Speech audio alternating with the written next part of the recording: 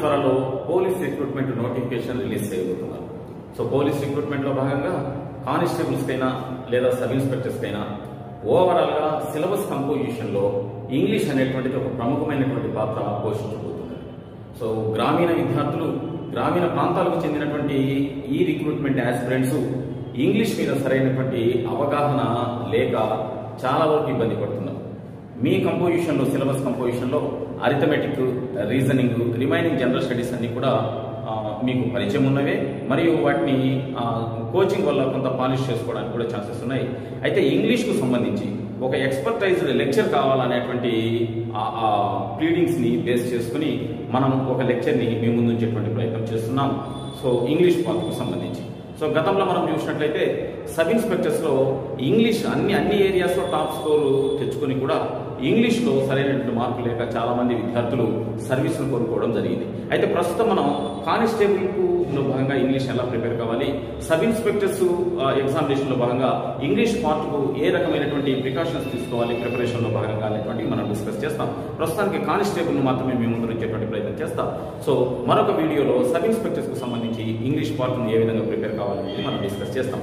Okay, overall గా constable కు సంబంధించినటువంటి ఇంగ్లీష్ పార్ట్, పోలీస్ కానిస్టేబుల్ కు సంబంధించి రకరకాల సర్వీసెస్ ఆల్మోస్ట్ కోడ్ నెంబర్ 21 నుంచి 26 వరకు civil, AR, APSP, so warder and then even fireman, ఇవన్నీ కూడా మనకు ఇదే నోటిఫికేషన్ లో ఫిల్ చేయబోతున్నాం కదా.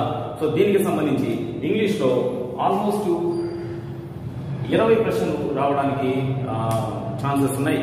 ప్రిలిమ్స్ నుంచే ఇంగ్లీష్ యొక్క ఇనిషియేషన్ అనేటువంటిది ఎగ్జామినేషన్ ప్యాటర్న్ లో ప్రారంభమవుతుంది. కాబట్టి ఇంగ్లీష్ మీద కొంత పట్టు సైమల్టేనియస్ గా మీ అరిథమెటిక్, మీ రీజనింగ్ మీరు ప్రిపేర్ అవుతూ కూడా ఇంగ్లీష్ మీద కొంత పట్టు సాధించినట్లయితే మీకు సర్వీస్ తప్పనిసరిగా రావడానికి ఛాన్సెస్ ఉన్నాయి. ఇంగ్లీష్ ఏ విధంగా ప్రిపేర్ కావాలి, అసలు కానిస్టేబుల్ ఇంగ్లీష్ కంపోజిషన్ ఎలా ఉంటుంది, ఎందుకు ఆ విధంగా పెట్టాల్సి వచ్చింది, మనం ఏ విధంగా ప్రిపేర్ అయితే మాక్సిమం స్కోర్ చేయడానికి ఛాన్సెస్ ఉంటాయి అనేటువంటి డిస్కషన్ లకి మనం ఇస్తున్నాం. ఓవరాల్ గా ఈ కానిస్టేబుల్ కు సంబంధించినటువంటి 20 ప్రశ్నల్లో భాగంగా మనం 2 ఏరియాస్ ని ఐడెంటిఫై చేస్తాం. ఒక ఏరియా వచ్చేసి వొకాబులరీ. సో పదాలకు సంబంధించినటువంటి కొన్ని ప్రశ్నలు ఉంటాయి. ఆ పదాల మీద పట్టు సాధించిన తర్వాత తెలిసినటువంటి పదాలను ఉపయోగించుకొని సెంటెన్సెస్ ని ఏ విధంగా మనం ఫ్రేమ్ చేయాలి, గ్రామటికల్ ఎర్రర్స్ లేకుండా మనం వాటిని యూజ్ చేయాలి అనేటువంటి ఒక నాలెడ్జ్ మనకు అవసరం. ఓవరాల్ గా 20 ప్రశ్నలలో వొకాబులరీకి సంబంధించినవి మరియు సెంటెన్సెస్ కు సంబంధించినవి రేపటి ఎగ్జామినేషన్ లో మీకు కనపడేటువంటి అవకాశం ఉంది. సో వొకాబులరీకి సంబంధించినటువంటి ప్రశ్నలు ఏమేమి ఉంటాయి అంటే సినానిమ్స్ ఉంటాయి, యాంటానిమ్స్ ఉంటాయి, ఫ్రేజల్ వర్బ్స్ ఉంటాయి, ఇడియమ్స్ ఉంటాయి, idiomatic expressions, and then misspelled words కూడా ఉంటాయి, misspelled words. So synonyms, antonyms, phrasal words, idioms, misspelled words, one word substitutions,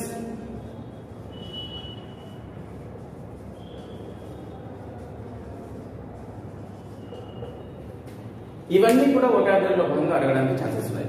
2019లో జరిగినటువంటి పోలీస్ కానిస్టేబుల్ ఎగ్జామినేషన్ ని మనం మోడల్ గా తీసుకున్నట్లయితే అందులో ప్రతి ఏరియా మీద మీకు ప్రశ్న అడిగేటువంటి ప్రయత్నం జరిగింది అనమాట. సో మనం కానిస్టేబుల్ ఎగ్జామినేషన్ లో భాగంగా రేపటి మీ యొక్క సర్వీస్ ను సాధించడానికి ఇంగ్లీష్ మీద పట్టు సాధించాలి అంటే ఈ హెడ్డింగ్స్ అన్నింటి మీద మీకు కొంత క్లారిటీ ఉండాలి. అసలు వీటి మీద క్వశ్చన్స్ ఎలా వచ్చినాయి, ఏ విధంగా ప్రిపేర్ కావాలి అనేటువంటి డిస్కషన్ కి పోయే ముందుగా మనం ఏం చేస్తామంటే సెంటెన్సెస్ కి సంబంధించి ఏ విధమైనటువంటి ప్రశ్నలు వస్తున్నాయి అనేటువంటి డిస్కషన్ లో వెళ్తున్నాం. సెంటెన్సెస్ లో ముఖ్యంగా వాయిస్ మీద ప్రశ్నలు పదే అడుగుతున్నాడు. యాక్టివ్ వాయిస్, ప్యాసివ్ వాయిస్ మీద ప్రశ్నలు అడుగుతున్నాడు. ఆ తర్వాత డైరెక్ట్, ఇండైరెక్ట్ స్పీచ్ మీద కూడా ప్రశ్నలు ఎక్కువగా ఉన్నాయి. ఆ తర్వాత టెన్సెస్ మీద ప్రశ్నలు పదే అడుగుతున్నాడు. వీటిని వర్బ్ ఫార్మ్స్ అనేటువంటి హెడ్డింగ్ తో కూడా యూజ్ చేసేటువంటి ప్రయత్నం జరుగుతుంది. వాయిస్ మీద ఉన్నాయి, స్పీచ్ మీద ఉన్నాయి, టెన్సెస్ లేదా వర్బ్ ఫార్మ్స్ మీద ఉన్నాయి, అండ్ దెన్ క్వశ్చన్ ట్యాగ్ మీద కూడా మనం ప్రీవియస్ పేపర్స్ ని ప్రీవియస్ ఎగ్జామినేషన్ యొక్క సరళిని గమనించినట్లయితే క్వశ్చన్ ట్యాగ్ మీద కూడా ప్రశ్నలు ఉన్నాయి. ఇక డిగ్రీస్ ఆఫ్ కంపారిజన్ మీద కూడా డిగ్రీస్ ఆఫ్ కంపారిజన్ మీద కూడా ప్రశ్నలు అడుగుతున్నాడు. ఇక jumbled sentences jumbled sentences. So jumbled sentences మీద కూడా ప్రశ్నలు అడుగుతున్నాడు. సో ఇవే కాకుండా జంబుల్డ్ సెంటెన్సెస్ కాకుండా so grammatical correctness, so grammatical error ఏ భాగంలో ఉంది అనేటువంటి ప్రశ్న అడిగేటువంటి ప్రయత్నం చేస్తున్నాడు. సో వీటన్నిటితో పాటుగా ఒక కాంప్రహెన్సివ్ ప్యాసేజ్ కూడా ఉంది. సో కాంప్రహెన్షన్ కూడా మనకి ఈ సెంటెన్సెస్ లో భాగంగా అడగడానికి అవకాశం ఉంది. సో కానిస్టేబుల్ ఎగ్జామినేషన్ లో భాగంగా 20 ప్రశ్నలలో మనం ఈ 2 కేటగిరీస్ లో ఉండేటువంటి క్వశ్చన్స్ ని మనం ప్రిపేర్ అయినట్లయితే రేపటి ఎగ్జామినేషన్ లో సక్సెస్ రేట్ ఎక్కువగా ఉంటుంది. మొదట వొకాబులరీ ప్రిపేర్ కావాలి. అనేక రకాల పదాల మీద పట్టు ఏర్పడిన తర్వాత ఆ పదాలని ఇంగ్లీష్ లాంగ్వేజ్ సెంటెన్స్ రూపంలో మనం ఏ విధంగా ఉపయోగించాలి, ఆ ఉపయోగించినప్పుడు వచ్చేటువంటి గ్రామటికల్ ఎర్రర్స్ అయితేనేమి, ఆ సెంటెన్సెస్ ను ఉపయోగించినప్పుడు మొత్తం సెంటెన్సెస్ అన్నింటినీ అర్థం చేసుకుని కాంప్రిహెన్సివ్ ఆ మీనింగ్ ని ఏ విధంగా గ్రాస్ప్ చేస్తామనేటువంటి దాని మీద కూడా ప్రశ్నలు అడుగుతున్నాడు. ఆ తర్వాత active voice, passive voice. So voice అనేది ఏంది, ఎక్కడెక్కడ యూజ్ చేస్తాం, యాక్టివ్ వాయిస్ నుంచి ప్యాసివ్ వాయిస్ లోనికి, ప్యాసివ్ వాయిస్ నుంచి యాక్టివ్ వాయిస్ లోనికి మనం మార్చినప్పుడు ఏ రకమైనటువంటి మార్పులు సెంటెన్సెస్ లో జరుగుతాయి అనేటువంటి దాని మీద. సో ఇక మిగిలిన speech, tenses, question type, degrees of comparison మరియు జంబుల్డ్ సెంటెన్సెస్ మీద మనకు ప్రశ్నలు అడుగుతున్నాడు. సో మనం ఒక్కొక్క ఏరియాని తీసుకుని గతంలో అడిగినటువంటి ప్రశ్నలు ఒక్కసారి మీకు రెఫర్ చేస్తూ వాటికి ఏ విధంగా ప్రిపేర్ కావాలనే దాన్ని మేము ముందు ఉంచేటువంటి ప్రయత్నం చేస్తాం. రైట్.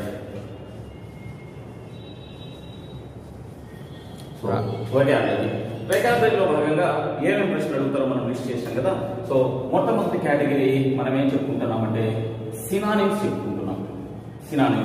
సినానిమ్స్ ని మనం ఇంకొక పేరుతో కూడా ఎగ్జామినేషన్ లో చూపిస్తున్నాడు. అదేంటి అంటే నియరెస్ట్ మీనింగ్స్, దగ్గరి అర్థం ఉండేటువంటి పదాన్ని ఈ కింద ఆప్షన్స్ ఎక్కడ ఉంది కనుక్కోండి. సో దాన్ని సినానిమ్స్. యాక్చువల్ గా పోలీస్ కానిస్టేబుల్ అనేటువంటి ఎగ్జామినేషన్ ఇంటర్మీడియట్ క్వాలిఫికేషన్ తో ఇంటర్మీడియట్ పూర్తి చేసినటువంటి వాళ్ళ చేత ఎగ్జామినేషన్ కండక్ట్ చేయబోతుంది కదా, వాళ్ళ కోసం ఎగ్జామినేషన్ కండక్ట్ చేయబోతుంది కదా. అందుకని ఒక పలానా టెక్స్ట్ బుక్ నుంచి ఈ సినానిమ్స్ అడగాలని ఏం లేదనమాట. సో డైలీ లైఫ్ లో ఒక ఇంటర్మీడియట్ చదివినటువంటి అబ్బాయికి ఏ రకమైనటువంటి ఈ వొకాబులరీ స్టఫ్ ఉండాలా, అంటే ఎన్ని పదాల మీద పట్టు ఉండాలా అనేటువంటి దాని మీద క్వశ్చన్ పేపర్ ను సెట్ చేయడం జరుగుతుంది. కాబట్టి ఏదో ఫలానా టెక్స్ట్ బుక్ లో ఉండేటువంటి పదాలన్నింటినీ నేర్చుకుంటే రేపటి ఎగ్జామినేషన్ వస్తాయి అనేటువంటి అపోహ నుంచి బయటకు వచ్చి డైలీ లైఫ్ లో ఒక కానిస్టేబుల్ కి ఒక సుపీరియర్ ఆఫీసర్ తో కానీ లేకపోతే విక్టిమ్ తో కానీ, అంటే స్టేషన్ లో న్యాయం కోసం ఎవరైనా ఒక వ్యక్తి వస్తే ఆ వ్యక్తికి మనం న్యాయాన్ని అందించడం కోసం జరిగేటువంటి కాన్వర్జేషన్ లో భాగంగా ఏ పదాలు మధ్యలో వాడుతూ ఉంటారో ఆ పదాల అర్థాలు ఏంటి, వీటి మీదనే ఎక్కువగా ఫోకస్ జరుగుతూ ఉంటుంది. సొసైటీలో జరిగేటువంటి ఆ కరెంట్ చేంజెస్ ఏవైతే ఉంటాయో వాటి మీద కూడా, ఆ పదాల మీద కూడా పట్టు ఉండాలి.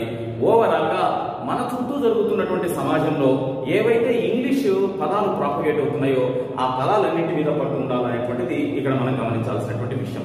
మనకి 2019లో జరిగినటువంటి ఒక ప్రశ్నను మీ ముందు ఉంచేటువంటి ప్రయత్నం చేస్తా. సో దాని యొక్క ఆన్సర్ ని మీకు ఎక్స్ప్లెయిన్ చేస్తూ వాటిని బేస్ చేసుకుని సినానిమ్స్ ఏ విధంగా అడుగుతారు అనేటువంటి ఒక చిన్న క్లారిఫికేషన్ కూడా మీకు ఎక్స్ప్లెయిన్ చేసేటువంటి ప్రయత్నం చేస్తా. 2019లో కానిస్టేబుల్ ఎగ్జామినేషన్ లో సినానిమ్స్ లేదా నియరెస్ట్ మీనింగ్స్ లేదా సిమిలర్ ఇన్ మీనింగ్ అనేటువంటి హెడ్డింగ్ కింద మనకు అడిగినటువంటి ప్రశ్నను నేను మీతో డిస్కస్ చేసేటువంటి ప్రయత్నం చేస్తున్నాను. Non renewable fuels such as petrol and diesel should be used judicially. ఇది అడిగి జుడిషియల్లీ అనేటువంటి పదానికి సిమిలర్ మీనింగ్ అంటే అదే అర్థం ఉండేటువంటిది ఈ కింద 4 ఆప్షన్స్ లో ఒక దగ్గర ఉంది, దాన్ని పాయింట్ చేయమని అడిగినారు అనమాట. జుడిషియల్లీ అంటే న్యాయబద్ధంగా, సో న్యాయబద్ధంగా. ఫ్రీలీ అంటే ఉచితంగా.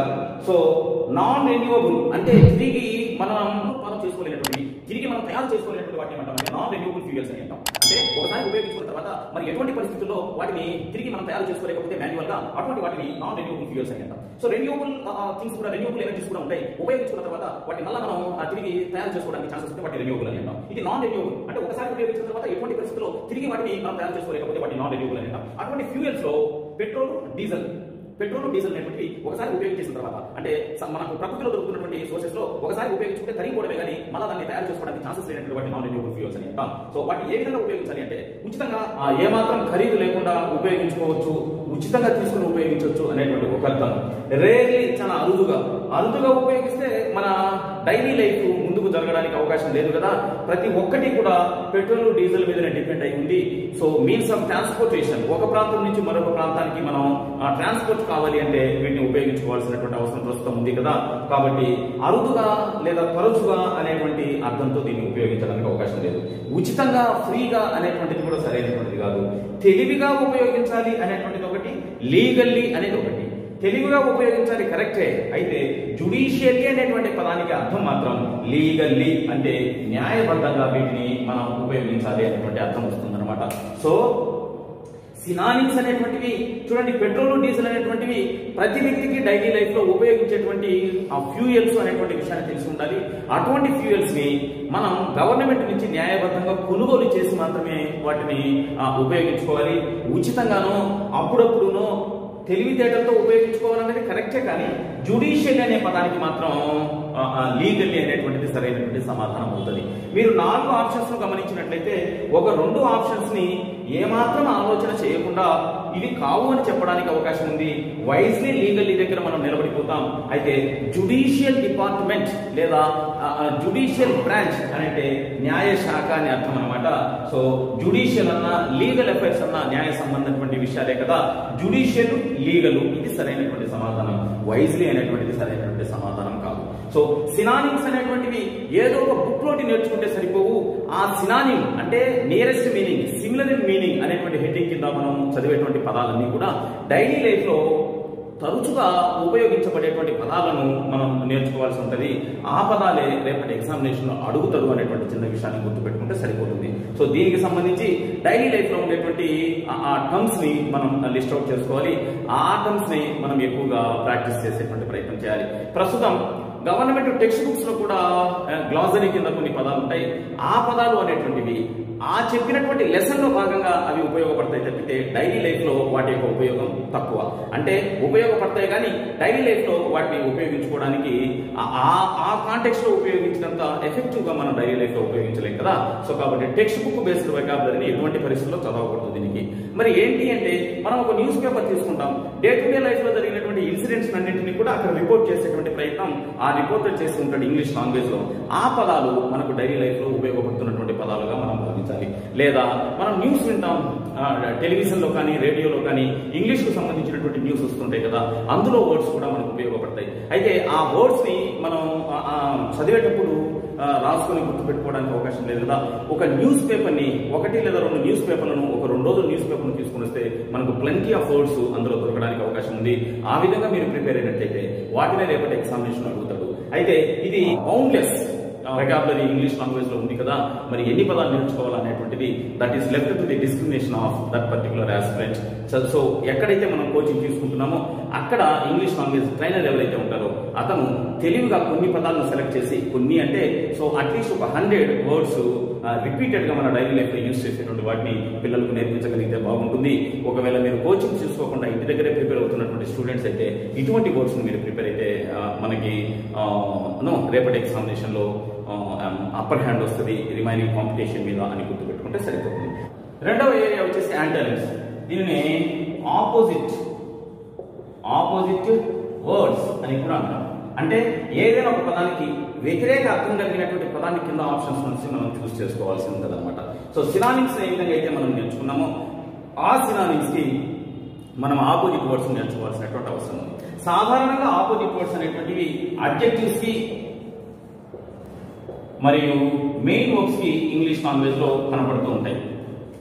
అడ్జెక్టివ్స్ కి మరియు మెయిన్ వర్బ్స్ కి ఇంగ్లీష్ లాంగ్వేజ్ లో ఎక్కువ భాగం మెజారిటీ కాంటెక్స్ట్ లో యాంటానిమ్స్ కనబడుతూ ఉంటాయి. సో చాలా మంది నౌన్స్ కూడా బాయ్ అంటే గర్ల్ అని, ఆ తర్వాత మ్యాన్ అంటే ఉమెన్ అని, ఇటువంటి కూడా ఆపోజిట్ వర్డ్స్ అనేటువంటి ఒక చిన్న భ్రమలో ఉన్నారు.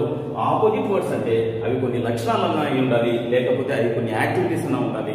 యాక్టివిటీస్ కు వ్యతిరేకంగా లక్షణాలకు వ్యతిరేకంగా చెప్పగలుగుతాం కానీ మనుషులకు లేకపోతే వస్తువులకు వ్యతిరేకంగా చెప్పడం అనేటువంటిది ఇంగ్లీష్ లాంగ్వేజ్ లో జరగదు అనేటువంటి విషయాన్ని గుర్తుపెట్టుకోవాలి.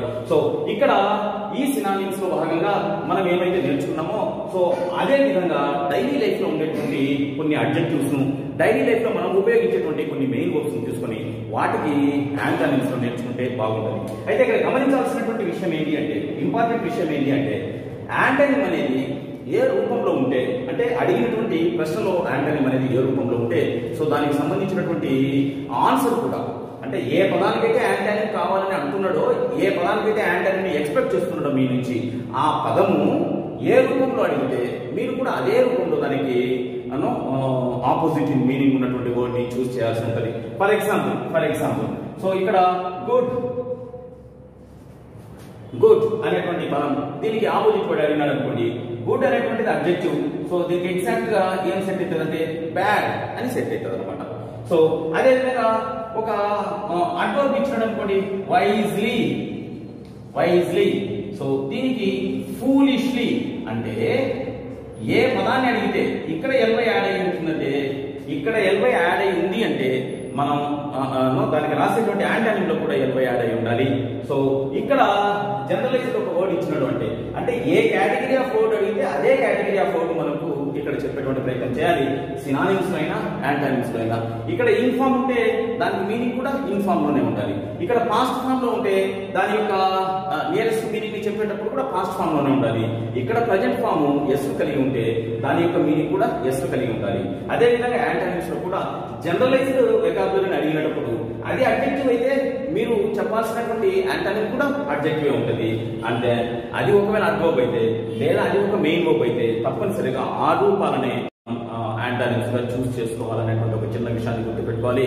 దీని మీద గతంలో అడిగినటువంటి ప్రశ్న చూడండి, choose the antonym of the underline word in the sentence. ఈ సెంటెన్స్ లో అండర్లైన్ వర్డ్ కి మనం యాంటోనిమ్ ని రాయండి అని అడిగినాడు అనమాట. The path is made obscure by fog and darkness. So మస్కగా సరైనటువంటి క్లారిటీ లేకుండా బ్లర్ గా అనేటువంటి అర్థాన్ని మనకు ఈ పదం ఇస్తుంది అన్నమాట. సో పాత్ అంటే దారి, ఆ దారి అనేటువంటిది మంచు చేత మరియు చీకటి చేత క్లియర్ గా లేకుండా మసకగా ఉంది అనేటువంటి అర్థాన్ని సప్లై చేస్తుంది. అయితే ఇక్కడ చూడండి, లేజీ అనేటువంటిది దీంతో ఏమాత్రం సంబంధం లేదనమాట. లేజీ అంటే సోమరిగా అనేటువంటిది, ఇక్కడ అబ్సెక్యూర్ అంటే మసకగా, సో దానికి ఎటువంటి పరిస్థితుల్లో ఆపోజిట్ కావడానికి ఛాన్స్ లేదు. లేజీ అనేది యాక్టివ్ అనేటువంటి పదానికి ఆపోజిట్ కావడానికి అవకాశం ఉంది. సో ఫ్రాస్టీ అంటే ఆల్మోస్ట్ మంచుతో కూడుకున్నటువంటి అని, సో మంచు ఎక్కువగా ఉండడం వల్లనే అది క్లియర్ గా లేదని చెప్తున్నాం కదా. ఈ ఫ్రాస్టీ అనేటువంటి పదం దానికి ఎటువంటి పరిస్థితుల్లో కూడా యాంటోనిమ్ కావడానికి ఛాన్స్ లేదు. ఇక షెబ్బీ అనేటువంటి పదం, సో అబ్సెక్యూర్ అనేటువంటి దానికి ఎటువంటి పరిస్థితుల్లో అది యాంటోనిమ్ అయితే కాదు. అయితే షెబ్బీ అనేటువంటి దాన్ని గుబురుగా అనేటువంటి అర్థంతో మనం ఇంగ్లీష్ లాంగ్వేజ్ లో యూజ్ చేస్తుంటాం. సో ఏమాత్రం మేనర్స్ లేకుండా అనేటువంటి అర్థంతో కూడా దీన్ని యూజ్ చేస్తాం. సో షేమ్ఫుల్ బిహేవియర్ కూడా మనం షెబ్బీని అనడానికి ఛాన్సెస్ ఉంది. సో ఇక్కడ ఉన్నటువంటి పదానికి ఇది ఏమాత్రం పొంతం లేనటువంటి దానిగా మనం భావించాలి. ఇక నెక్స్ట్ క్లియర్ అంటే మస్క్గా ఉన్నటువంటి అనేటువంటి దీనికి క్లియర్ అనేటువంటిది సరైనటువంటి సమాధానం అవుతుంది.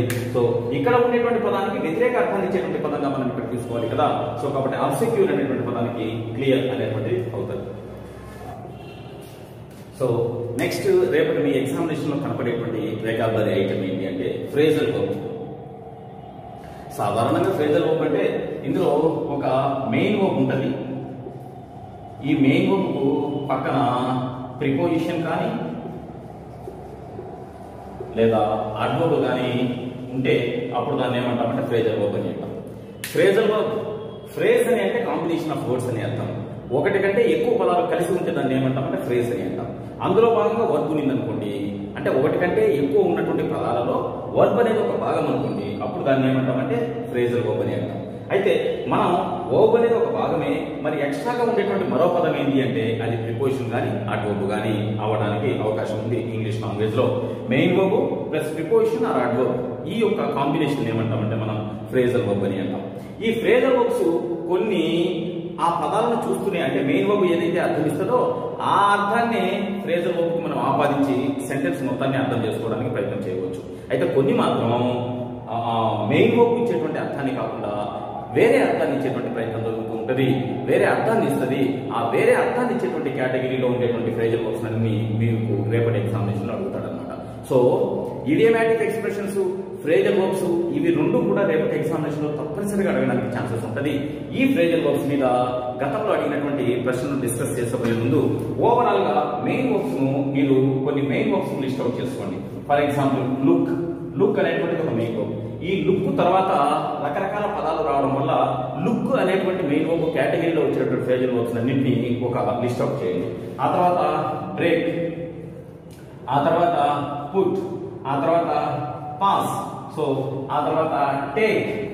సో ఇటువంటి మెయిన్ వర్బ్లతో స్టార్ట్ అయ్యేటువంటి కొన్ని ఫ్రేజల్ వర్బ్స్ మీరు లిస్ట్ తయారు చేసుకోవాలి. వాటి యొక్క అర్థాలు ఏ విధంగా మారుతున్నాయి అనేటువంటిది మీరు జాగ్రత్తగా గమనించినట్లయితే రేపటి ఎగ్జామినేషన్ లో 200% ఈ మెయిన్ వర్బ్స్ తో స్టార్ట్ అయ్యేటువంటి ఫ్రేజల్ వర్బ్స్ మీకు ఎగ్జామినేషన్ అడగడానికి ఛాన్సెస్ ఉన్నాయి. మరొకసారి ఫ్రేజల్ వర్బ్ అనేటువంటిది మెయిన్ వర్బ్ తో పాటు మరొక పదం ఉంటే దాన్ని ఫ్రేజల్ వర్బ్ అని అంటాం. ఆ మరొక పదాన్ని మనం ప్రిపోజిషన్ లేదా అడ్వర్బ్ అని అంటాం. సో మెయిన్ వర్బ్ అంటే మనం యాక్టివిటీ చేసేటువంటి ఒక పనిని తెలిపేటువంటి పదం కదా, ఇంగ్లీష్ లాంగ్వేజ్ లో యాక్షన్ వర్డ్ అని అంటాం. ఇక ప్రిపోజిషన్ అడ్వర్బ్ అనేటువంటిది పార్ట్స్ ఆఫ్ స్పీచ్ లో భాగంగా మనం యూజ్ చేసేటువంటి పదాలు అన్నమాట. సరే, మెయిన్ వర్బ్ పక్కన ప్రిపోజిషన్ కానీ లేదా అడ్వర్బ్ కానీ ఉన్నట్లయితే అప్పుడు ఆ కాంబినేషన్ ఆఫ్ వర్డ్స్ ఏమంటాము అంటే ఫ్రేజల్ వర్బ్ అని అంటాం. ఈ ఫ్రేజల్ వర్బ్ లో నేను మీకు ఇచ్చేటువంటి సజెషన్ ఏంటి అంటే కొన్ని మెయిన్ వర్బ్స్ ని లిస్ట్ అవుట్ చేసుకోండి. అది లుక్ కావచ్చు, బ్రేక్ కావచ్చు, పుట్ కావచ్చు, పాస్ కావచ్చు, టేక్ కావచ్చు. ఈ పదాలు తీసుకున్న తర్వాత వాటి పక్కన అంటే ఒకే ఒక పద సమూహం, ఫర్ ఎగ్జాంపుల్ లుక్ ఆఫ్టర్ అనేటువంటి ఒక పదాన్ని నేను ఇక్కడ పక్కన రాసిన. లుక్ ఆఫ్టరే కాకుండా లుక్ ఇంటూ కూడా రావడానికి ఛాన్స్ ఉంది. లుక్ ఇంటూనే కాకుండా లుక్ డౌన్ అనేటువంటి ఫ్రేజల్ వర్బ్ కూడా రావడానికి ఛాన్స్ ఉంది. అంటే లుక్ తర్వాత లుక్ తో ఒకే ఒక ఫ్రేజల్ వర్బ్ కాకుండా లుక్ అనేటువంటి రూట్ మెయిన్ వర్బ్ తో రకరకాల పదాలు రావడానికి, ఆ పదాలను రకరకాల సందర్భాలలో ఉపయోగించడానికి అవకాశం ఉంది అని మీరు గమనించి ఆ విధంగా లుక్, బ్రేక్, పుట్టు, పాసు, టేకు అనేటువంటి మరికొన్ని మెయిన్ వర్బ్స్ సహాయంతో మనం యూజ్ చేసేటువంటి ఫ్రేజల్ వర్బ్స్ మీరు లిస్ట్ అవుట్ చేసుకుని వాటి యొక్క సెంటెన్సెస్ ని అంటే అవి సెంటెన్స్ లో ఉపయోగించినప్పుడు ఏ రకమైనటువంటి అర్థాన్ని ఇస్తున్నాయి అనేటువంటి దాన్ని మీరు గమనించి వాటిని రీసెర్చ్ చేసినట్లయితే వేరే అవకాశం అనేది ఇక్కడ అవగాహన చేసుకుంటూ వాటిని కంఠస్థం పట్టినట్లయితే రేపటి ఎగ్జామినేషన్ లో తప్పనిసరిగా 1 లేదా 2 ఈ ఫ్రేజల్ వర్బ్స్ మీద ప్రశ్నలు రావడానికి ఛాన్స్ ఉంటాయి. సో ఆ రెండింటిని మీరు చేయగలిగినారంటే ఓవరాల్ గా కాంపిటీషన్ మీద మీకు అప్పర్ హ్యాండ్ రావడానికి ఛాన్స్ ఉంది. 2019లో అడిగినటువంటి ప్రశ్నను ఒకసారి మీ ముందు ఉంచేటువంటి ప్రయత్నం చేస్తాం. సో 2019 పేపర్ లో మనకు అడిగినటువంటి ఫ్రేజల్ వర్బ్ మీ ముందు ఉంచేటువంటి ప్రయత్నం చేస్తున్నాం. Choose the appropriate phrasal verb. ఇది హెడ్డింగ్ ఇచ్చాడు. The former prime minister dash after a prolonged illness. Former FORMER, former అంటే ఎక్స్ అని, మాజీ అని. మన మాజీ ప్రధానమంత్రి dash after a prolonged illness అంటే ప్రొలాంగ్డ్ అంటే అంతం లేకుండా ఒక హద్దు లేకుండా కొనసాగినటువంటి అంటే చాలా రోజులు కొనసాగినటువంటి ఒక జబ్బుతో ఆయన చనిపోయినాడు. ఇల్నెస్ అంటే జబ్బు అనేటువంటి అర్థం అన్నమాట. సో ప్రొలాంగ్డ్ ఇల్నెస్ అంటే సో చాలా కాలం నుంచి దీర్ఘకాలిక జబ్బు అంటమే ఆ జబ్బుతో బాధపడుతూ ఆయన డాష్ సో ఆ జబ్బుతో బాధపడుతూ ఆయన ఈ విధంగా అయినాడు అనేటువంటి ఒక చిన్న సెన్స్ ని ఇక్కడ సప్లై చేసేటువంటి ప్రయత్నం చేశాడు అనమాట. సో పాస్డ్ ఆఫ్ ఎక్కడైనా మీకు ఇంగ్లీష్ లాంగ్వేజ్ లో OFF ఆఫ్ అని వచ్చింది అంటే ఒక ప్రాంతం నుంచి దూరంగా వెళ్ళిపోవడము అనేటువంటి అర్థాన్ని తీసుకోండి. అయితే పాస్డ్ ఆఫ్ అనేటువంటిది ఇక్కడ సెన్సిబుల్ యూనిట్ గా మనం కన్సిడర్ చేయలేము. సో పాస్డ్ ఇంటూ అంటే లోపలికి. సో ఇది మోషన్ తెలియజేస్తుంది అనమాట. ఏదైనా ఒక దాని లోపలికి వెళ్తూ ఉన్నప్పుడు మనం పాస్డ్ ఇంటూ అనడానికి ఛాన్సెస్ ఉన్నాయి. Passed away. సో ఇక్కడ ఇది కూడా ఫ్రేజల్ వర్బే, ఇది ఫ్రేజల్ వర్బే, ఇది కూడా ఫ్రేజల్ వర్బే. అయితే ఈ పదాలను ఆధారంగా చేసుకుని దాని యొక్క అర్థాన్ని మనం ఎక్స్పెక్ట్ చేయడానికి అవకాశం ఉంది. అయితే పాస్డ్ అవే అంటే ఇక్కడ అవే అంటే దూరంగా, పాస్డ్ అంటే వెళ్ళను. సో దూరంగా వెళ్ళిపోయాను అంటే ఆల్మోస్ట్ ఇక్కడ డైడ్ అని అర్థం అనమాట, చనిపోయాను అనేటువంటి అర్థం వస్తుంది అనమాట. అంటే మాజీ ప్రధానమంత్రి ఒక దీర్ఘకాలిక వ్యాధితో చనిపోయాను అనేటువంటిది ఇక్కడ సెన్సిబుల్ ఎలిమెంట్ గా మనం కన్సిడర్ చేస్తాం. అంటే ఇది సరైనటువంటి సమాధానంగా మనం గుర్తించేటువంటి అవకాశం ఉంది. ఇక్కడ పాస్డ్ ఆన్ అన్నా, పాస్డ్ ఆఫ్ అన్నా, పాస్డ్ ఇంటూ అన్నా ఈ సందర్భంలో యూజ్ చేయవలసినటువంటి ఫ్రేజల్ వర్బ్స్ కాదు. పాస్డ్ ఆఫ్ అంటే ఏదైనా ఒక ప్రాంతం నుంచి సో వెళ్ళిపోవడము, సో దాటుకొని వెళ్ళిపోవడం అనేటువంటి అర్థాన్ని ఇక్కడ వస్తుంది. ఏదైనా ఒక దాని లోనికి వెళ్ళిపోవడం అనేటువంటి అర్థం ఒకదానికి వస్తుంది. ఏదైనా పాస్డ్ ఆన్ అంటే మూవ్ అయిపోవడం అనేటువంటి అర్థం వస్తుంది. ఇక్కడ కదలి వెళ్ళిపోవడము, ఇక్కడ ఏదైనా ఒక ప్రాంతం నుంచి దూరంగా వెళ్ళిపోవడము, ఇక్కడ ఏదైనా ఒక ప్రాంతం లోనికి వెళ్ళిపోవడం అనేటువంటి అర్థం వస్తుంది. కానీ పాస్డ్ అవే అనేటువంటి ఈ ఫ్రేజల్ వర్బ్ అంటే చనిపోవడము అనేటువంటి అర్థాన్ని మీరు తెలుసుకుంటే సరిపోతుంది. ఓకే, చూడండి ఇక్కడ పాస్డ్ అవే అంటే చనిపోయెను అనేటువంటి అర్థం. The former prime minister passed away after a prolonged illness. So ఒక దీర్ఘకాలిక వ్యాధి తర్వాత అతను చనిపోయెను అనేటువంటి అర్థం. సో దీనికి సరైనటువంటి సమాధానం ఏంటి అంటే పాస్డ్ అవే.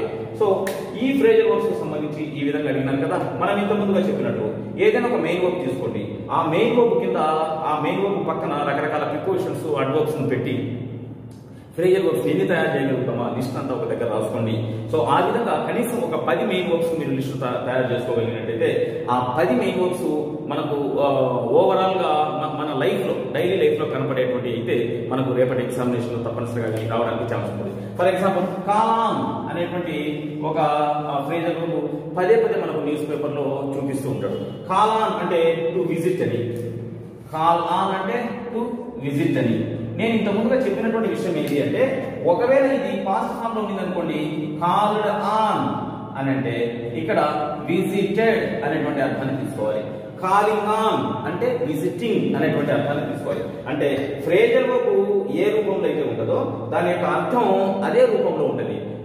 సినానిమ్ ఏ రూపంలో అయితే ఉంటుందో అంటే ఏ టెన్స్ లో అయితే ఉంటుందో అదే టెన్స్ లో, ఏ గ్రామటికల్ కేటగిరీలో ఉంటుందో అదే గ్రామటికల్ కేటగిరీలో దానికి సంబంధించినటువంటి అర్థం కానీ ఆపోజిట్ వర్డ్ కానీ ఉండాలనేటువంటిది నేను గతంలో చెప్పింది. సరే, ఇక్కడ ఈ ఫ్రేజల్ వర్బ్ కి సో కావాలనేటువంటి ఫ్రేజల్ వర్బ్ మీరు ఏ న్యూస్ పేపర్ ని తీసినా కూడా the prime minister called on the president yesterday అని ఉంటది అనమాట. అంటే నేను దినమున మన ప్రధానమంత్రి మన రాష్ట్రపతిని సందర్శించినాడు, కలిసినాడు అనేటువంటి అర్థంతో కాలాన్ని యూజ్ చేస్తాం.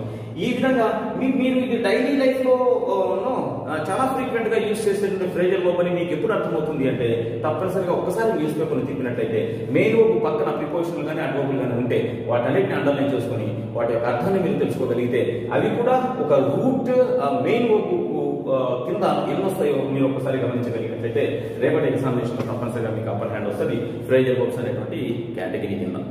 నాలుగవది మనం ఈడియమ్స్ రాస్తున్నాం. Idioms so synonyms, antonyms, phrasal verbs, idioms. ఈ ఈడియమ్స్ కి మరి ఒక పేరు ఏంటి అంటే ఇడియమాటిక్ ఎక్స్ప్రెషన్స్.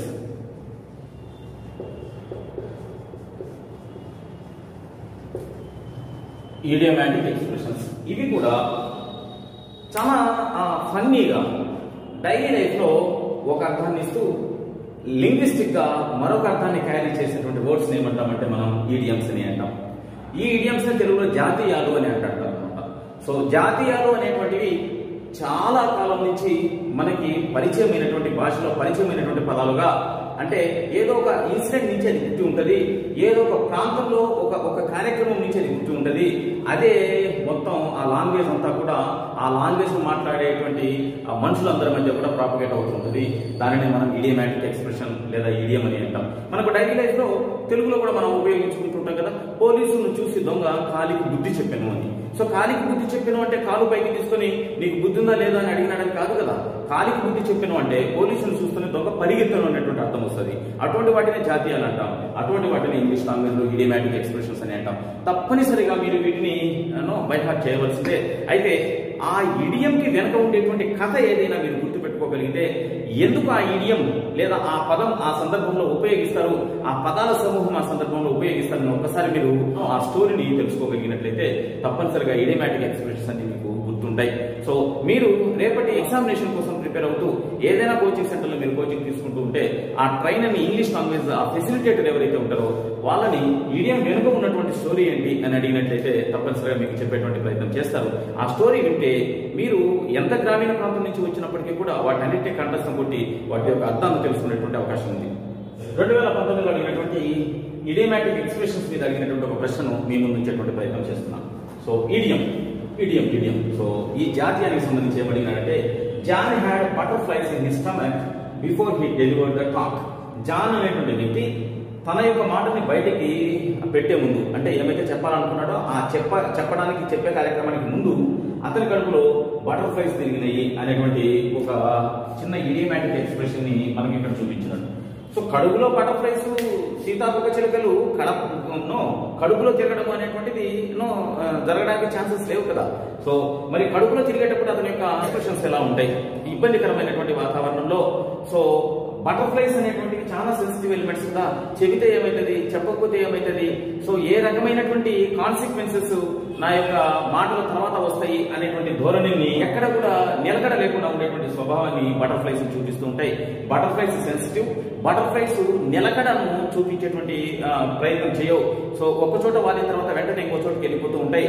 సో ఇక్కడ కూడా సరైనటువంటి ఒపీనియన్ లేక, ఏం జరుగుతుందో ఎక్స్పెక్ట్ చేయలేక, సో మాటల తర్వాత పర్యావసనాన్ని ఇతను ఊహించలేక బాధపడినాడు అనేటువంటి ఉద్దేశాన్ని మనం బటర్ఫ్లైస్ ఇన్ హిస్ స్టమక్ అనేటువంటి ఇడియోమాటిక్ ఎక్స్ప్రెషన్ ద్వారా మనం చూపించేటువంటి ప్రయత్నం చేస్తాం. ఎవరైనా ఒక వ్యక్తి బటర్ఫ్లైస్ ఇన్ హిస్ స్టమక్ అనేటువంటి ఇడియోమాటిక్ ఎక్స్ప్రెషన్స్ తో వాడబడినాడు అంటే అతను నర్వస్ గా ఫీల్ అయినాడు, అంటే క్లారిటీ లేకుండా, సో కాన్సిక్వెన్సెస్ మీద ఒక అవగాహన లేకుండా అతను ఒక కార్యక్రమానికి ముందు సఫర్ అయినాడు అనేటువంటి అర్థాన్ని మనం ఇక్కడ తీసుకోవడానికి ఛాన్సెస్ ఉంటుంది. ఓకేనా?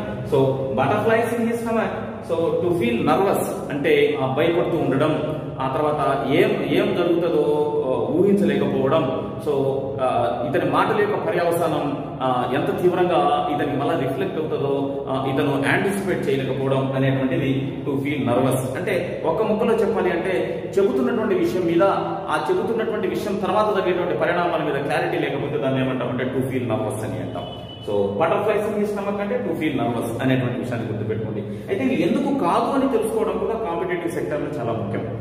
ఆన్సర్ ఏంటి అని తెలుసుకునే ముందు మిగిలిన మూడు ఎందుకు కాదు కూడా తెలుసుకోగలిగితే మనం ఒక ప్రశ్నకు సంబంధించి అంటే ప్రిపేర్ అయ్యేటప్పుడు ఒక ప్రశ్నకు సంబంధించినటువంటి సమాధానమే కాకుండా మిగిలిన మూడు కాదు అని, మిగిలిన మూడు కాదు అంటే ఇవి ఒకవేళ ఇంకొక దాని కింద ఆప్షన్స్ గా ఇచ్చినప్పుడు అప్పుడు అవునా కాదా అని కూడా మ్యాచ్ చేసుకోవడానికి అవకాశం ఉంటుంది కదా. కాంపిటేటివ్ ఎగ్జామినేషన్ రాసేటువంటి ఆస్పిరెంట్ తప్పనిసరిగా ప్రశ్నకు ఆన్సరే కాకుండా మిగిలిన మూడు కాదు అని కూడా తెలుసుకోవాలి. రైట్, ఇక్కడ చూడండి, టు ఫీల్ ఎక్సైటెడ్. ఎక్సైటెడ్ అంటే సో ఒక రకమైనటువంటి ఆతృతతో ఎదురు చూడాలని ఏమంటామంటే ఎక్సైటెడ్ అని అంటాం. అంటే మాటల కంటే ముందు ఆ బటర్ఫ్లైస్ ఇన్ హిస్ స్టమక్ అంటే ఆతృతతో ఎదురు చూసిన అనేటువంటిది అసంబద్ధంగా ఉంటుంది. To feel exhausted, so exhausted అంటే ఫెడప్ అయిపోవడం. ఫెడప్ అంటే విసిగిపోవడం అనమాట. సో ఫెడప్ అనేటువంటిది కూడా ఒక ఫ్రేజర్ వర్బ్, గుర్తుపెట్టుకోండి. Fed up is equal to exhausted అనే అర్థం అనమాట. సో బాగా అలసిపోవడం, విసిగిపోవడాన్ని ఎగ్జాస్టెడ్ అని అంటాం. సో మాటలను చెప్పే ముందు అతను విసిగిపోయినాడు అనేటువంటిది ఇక్కడ మనకి అర్థాన్ని సప్లై చేస్తుంది. కానీ బటర్ఫ్లైస్ ఇన్ హిస్ స్టమక్ అంటే నర్వస్ గా ఫీల్ అయినాడు అనేటువంటి అర్థాన్ని మనం ఆల్రెడీ నేర్చేసుకొని ఉంటాం కాబట్టి సో ఎగ్జాస్టెడ్ కాదు అని చెప్పగలుగుతాం. టు ఫీల్ ఇంపేషెంట్, సో సరైన సహనాన్ని ప్రదర్శించలేకుండా, సో టెంపర్మెంట్ ఎక్కువగా ఉంటే అప్పుడు ఏమంటామంటే ఇంపేషెంట్ అని అంటాం. సో టెంపర్మెంట్ ఎక్కువగా ఉండడం, ఆ తర్వాత ఎక్సైటెడ్ అంటే ఏం జరుగుతుందో అనేటువంటి ఆతృతగా ఉండడం, మరియు విసిగిపోవడం అనేటువంటివి ఎటువంటి పరిస్థితుల్లో కావు. టు ఫీల్ నర్వస్ అంటే జరిగేటువంటి పరిణామాల మీద అవగాహన లేకుండా ఒక రకమైనటువంటి భయంతో కూడినటువంటి ప్రవర్తన మనం ఎగ్జిబిట్ చేస్తాం. ఎప్పుడు అంటే బటర్ఫ్లై స్టమక్ లో తిరిగేటప్పుడు అనేటువంటి ఒక చిన్న విషయాన్ని గుర్తుపెట్టుకుంటే మీకు రేపటి ఎగ్జామినేషన్ లో ఇటువంటి ఇడియోమాటిక్ ఎక్స్ప్రెషన్స్ మీరు ఏ ఇడియం తీసుకున్నా కూడా ఆ ఇడియం వెనుక ఖచ్చితంగా ఆ లోకల్ ఆపరేషనల్ హ్యూమన్ బీయింగ్స్ ఎవరైతే ఉంటారో వాళ్లకు ఒక కథ జరిగి ఉంటుంది. ఆ కథ ఆధారంగానే ఈ పదం ఇంగ్లీష్ లాంగ్వేజ్ కి ఎంటర్ అయ్యి ఉంటుంది అనమాట. సో మనం ఆ కథను తెలుసుకుని ఉన్నామంటే తప్పనిసరిగా ఎన్ని ఇడియోమాటిక్ ఎక్స్ప్రెషన్స్ అయినా కూడా గుర్తుపెట్టుకోవడానికి ఛాన్సెస్ ఉంటుంది. ఈ ఒక్క విషయాన్ని గమనించి ఇడియోమాటిక్ ఎక్స్ప్రెషన్స్ ని బట్టి పట్టకుండా వాటి వెనుక ఉండేటువంటి కథను తెలుసుకుని వాటిని అవగాహనతో బట్టి పట్టినట్లయితే రేపటి ఎగ్జామినేషన్ లో తప్పనిసరిగా అంత మంచిగా జరుగుతుంది. సో ఇది మనం 4 ఏరియాకి సంబంధించినటువంటి idiomatic expression. One word substitutes. ఈ వన్ వర్డ్ సబ్స్టిట్యూట్స్ అంటే ఇంగ్లీష్ అనేది ఒక లాంగ్వేజ్. ఇంగ్లీష్ అనేటువంటిది మాట్లాడుకోవడం కోసం కనుగొనబడినటువంటి ఒక ఏరియా. మ్యాథమెటిక్స్, సైన్సెస్, హ్యుమానిటీస్ ఏవైతే ఉన్నాయో, సోషల్ స్టడీస్ ఏవైతే ఉన్నాయో అవి మనకు డైలీ లైఫ్ లో గతంలో జరిగిన, ప్రస్తుతం జరుగుతున్న, భవిష్యత్తులో జరగబోయేటువంటి యాక్టివిటీస్ ని ఊహించడానికి ఉపయోగపడేటువంటి నాలెడ్జ్ ప్రొవైడెడ్ ఏరియాస్. కానీ ఇంగ్లీష్ కానీ, తెలుగు కానీ, హిందీ కానీ, ఉర్దూ కానీ, మరి ఏ ఇతర లాంగ్వేజ్ అయినా కానీ డైలీ లైఫ్ లో ఇమ్మీడియట్ గా బెనిఫిట్ పొందడానికి ప్రతి మనిషికి అవసరం అనమాట. అయితే లాంగ్వేజ్ యొక్క గొప్పతనం ఏంటి అంటే లెంతీ ఎక్స్ప్రెషన్స్ ను లాంగ్వేజ్ లో ఉపయోగించకూడదు. సాధ్యమైనంత వరకు చిన్న చిన్న ఎక్స్ప్రెషన్స్ ద్వారా మన యొక్క లాంగ్వేజ్ ని మనం ఆపరేట్ చేసుకోవాల్సినటువంటి అవసరం ఉంది. అందులో భాగంగా ఒక లెంతీ ఎక్స్ప్రెషన్ ని ఒక చిన్న పదంతో మనం సబ్స్టిట్యూట్ చేస్తాం. ఆ సబ్స్టిట్యూట్ చేసేటువంటి ప్రక్రియను ఏమంటామంటే వన్ వర్డ్ సబ్స్టిట్యూషన్ అని అంటాం. వన్ వర్డ్ సబ్స్టిట్యూషన్ అంటే ఓవరాల్ గా ఒక లెంతీ ఎక్స్ప్రెషన్ ఉంటుంది. లెంతీ ఎక్స్ప్రెషన్ బదులు ఒక చిన్న పదాన్ని అంటే అదే అర్థాన్ని క్యారీ చేసేటువంటి ఒక పదాన్ని ఈక్వేట్ చేసేటువంటి ప్రయత్నం చేస్తాం. వాటిని వన్ వర్డ్ సబ్స్టిట్యూషన్స్ అని అంటాం. 2019లో దీని మీద ప్రశ్న రాలే. అయితే 2019 కంటే ముందు జరిగినటువంటి కానిస్టేబుల్ ప్రీవియస్ పేపర్స్ ఒకసారి పరిశీలించినట్లయితే వీటి మీద క్వశ్చన్స్ ఉన్నాయి. సో వన్ వర్డ్ సబ్స్టిట్యూట్స్ అనేటువంటివి కూడా డైలీ లైఫ్ లో ఏవేవి ఉపయోగించడానికి ఛాన్సెస్ ఉంటాయి అనేటువంటిది ఒకసారి మీరు లిస్ట్ అవుట్ చేసి వాటిని నేర్చుకోగలిగితే రేపటి ఎగ్జామినేషన్ లో తప్పనిసరిగా మీకు అంతా మంచిగా జరుగుతుంది. అయితే నేనేమంటున్నానంటే ఓవరాల్ గా ఏదో ఒక బుక్ లో వన్ వర్డ్ సబ్స్టిట్యూషన్స్ అన్ని బట్టి కొట్టే ఉపయోగం లేదు. ఆ one word substitutions daily life లో ఎంతవరకు ఉపయోగపడతాయి అంటే డైలీ లైఫ్ లో ఫ్రీక్వెంట్ గా మీరు ఉపయోగించగలుగుతారు లేదా మీరు వినగలుగుతారు మీ యొక్క కౌంటర్ పార్ట్ నుంచి సమాజంలో అని ఒకసారి డిస్క్రిమినేటివ్ గా మీరు ఆలోచన చేసినట్లయితే తప్పనిసరిగా వన్ వర్డ్ సబ్స్టిట్యూషన్ మీద క్లిక్ వస్తుంది. ఈ పని మీ ఫెసిలిటేటర్ చేస్తాడు, మీ ట్రైనర్ చేస్తాడు. మీరు ఎక్కడైతే కోచింగ్ తీసుకుంటున్నారో ఆ లాంగెస్ట్ ట్రైనర్ ఏం చేస్తాడు అంటే ఈ వన్ వర్డ్ సబ్స్టిట్యూట్స్ అయితే రేపటి మీ ఎగ్జామినేషన్ రావడానికి ప్రాబబిలిటీ ఉంది అని వాటిని లిస్ట్ అవుట్ చేయడానికి అవకాశం ఉంది. సో అవి చదివితే సరిపోతుంది. కానీ జనరలైజ్డ్ మెటీరియల్లో వన్ వర్డ్ సబ్స్టిట్యూట్స్ దొరికితే వాటి వల్ల పెద్ద ఉపయోగం లేదు. ఫర్ ఎగ్జాంపుల్ నేను ఒక చిన్న వర్డ్ ని మీకు ఎక్స్ప్లెయిన్ చేసేటువంటి ప్రయత్నం చేస్తున్నాను. ఏంటది? ఆప్టిమిస్ట్. గతంలో అడిగి ఉన్నాడు, ప్రీవియస్ పేపర్స్ అడిగి ఉన్నాడు, మళ్ళీ అడగడానికి కూడా ప్రాబబిలిటీ ఉంది. ఆప్టిమిస్ట్ అంటే one who looks his life from bright side. ఎవడైతే వాని యొక్క జీవితాన్ని బ్రైట్ సైడ్ నుంచి అంటే అంతా మంచి జరుగుతుంది అనేటువంటి పర్స్పెక్టివ్ లో చూస్తాడో వాడిని ఏమంటామంటే మనం ఆప్టిమిస్ట్ అని అంటాం. తనకెప్పుడు మంచి జరుగుతుంది అనుకునేటువంటి వాడిని ఏమంటామంటే ఆప్టిమిస్ట్ అని అంటాం. సో దీనిని రేపటి ఎగ్జామినేషన్ లో ప్రశ్న అడిగితే ఎలా అడుగుతారంటే Prasad is a person who always looks his life from bright side అనేటువంటిది ఒక సెంటెన్స్ ఇస్తారు. Prasad is a person who always looks his life from right side. So a person who always looks his life from right side అని underline చేస్తాడు. ఈ మొత్తం expression ని ఒక word చేత సబ్స్టిట్యూట్ చేయగలిగితే ఆ వర్డ్ ఏమై ఉంటది అనేటువంటిది రేపటి ఎగ్జామినేషన్ లో ప్రశ్న. So option A optimist, option B pessimist. So option C ఏదో cardiologist, and then option D neurologist. So ఈ 4 ఆప్షన్స్ ఉన్నాయనుకుందాం. సో ఆప్టిమిస్ట్ అంటే so one who looks his life from bright side. So ఇది సరైనటువంటి సమాధానం కావడానికి ఉంది. పెస్సిమిస్ట్ అంటే one who looks his life from dark side. ఇది బ్రైట్ కదా, ఎప్పుడు నాకు చెడే జరుగుతుంది, సో బయట వ్యక్తులతో కానీ నా యొక్క కార్యక్రమాల ద్వారా కానీ నాకు చెడే జరుగుతుంది అనుకునేటువంటి వ్యక్తిని ఏమంటామంటే పెస్సిమిస్ట్ అని అంటాం. కార్డియాలజిస్ట్ అంటే ఈ కార్డియాలజిస్ట్ అనేటువంటిది గుండెకు సంబంధించినటువంటి వైద్యం చేసేది. One who looks after everything regarding heart and it's diseases లేదా కాన్సిక్వెన్సెస్.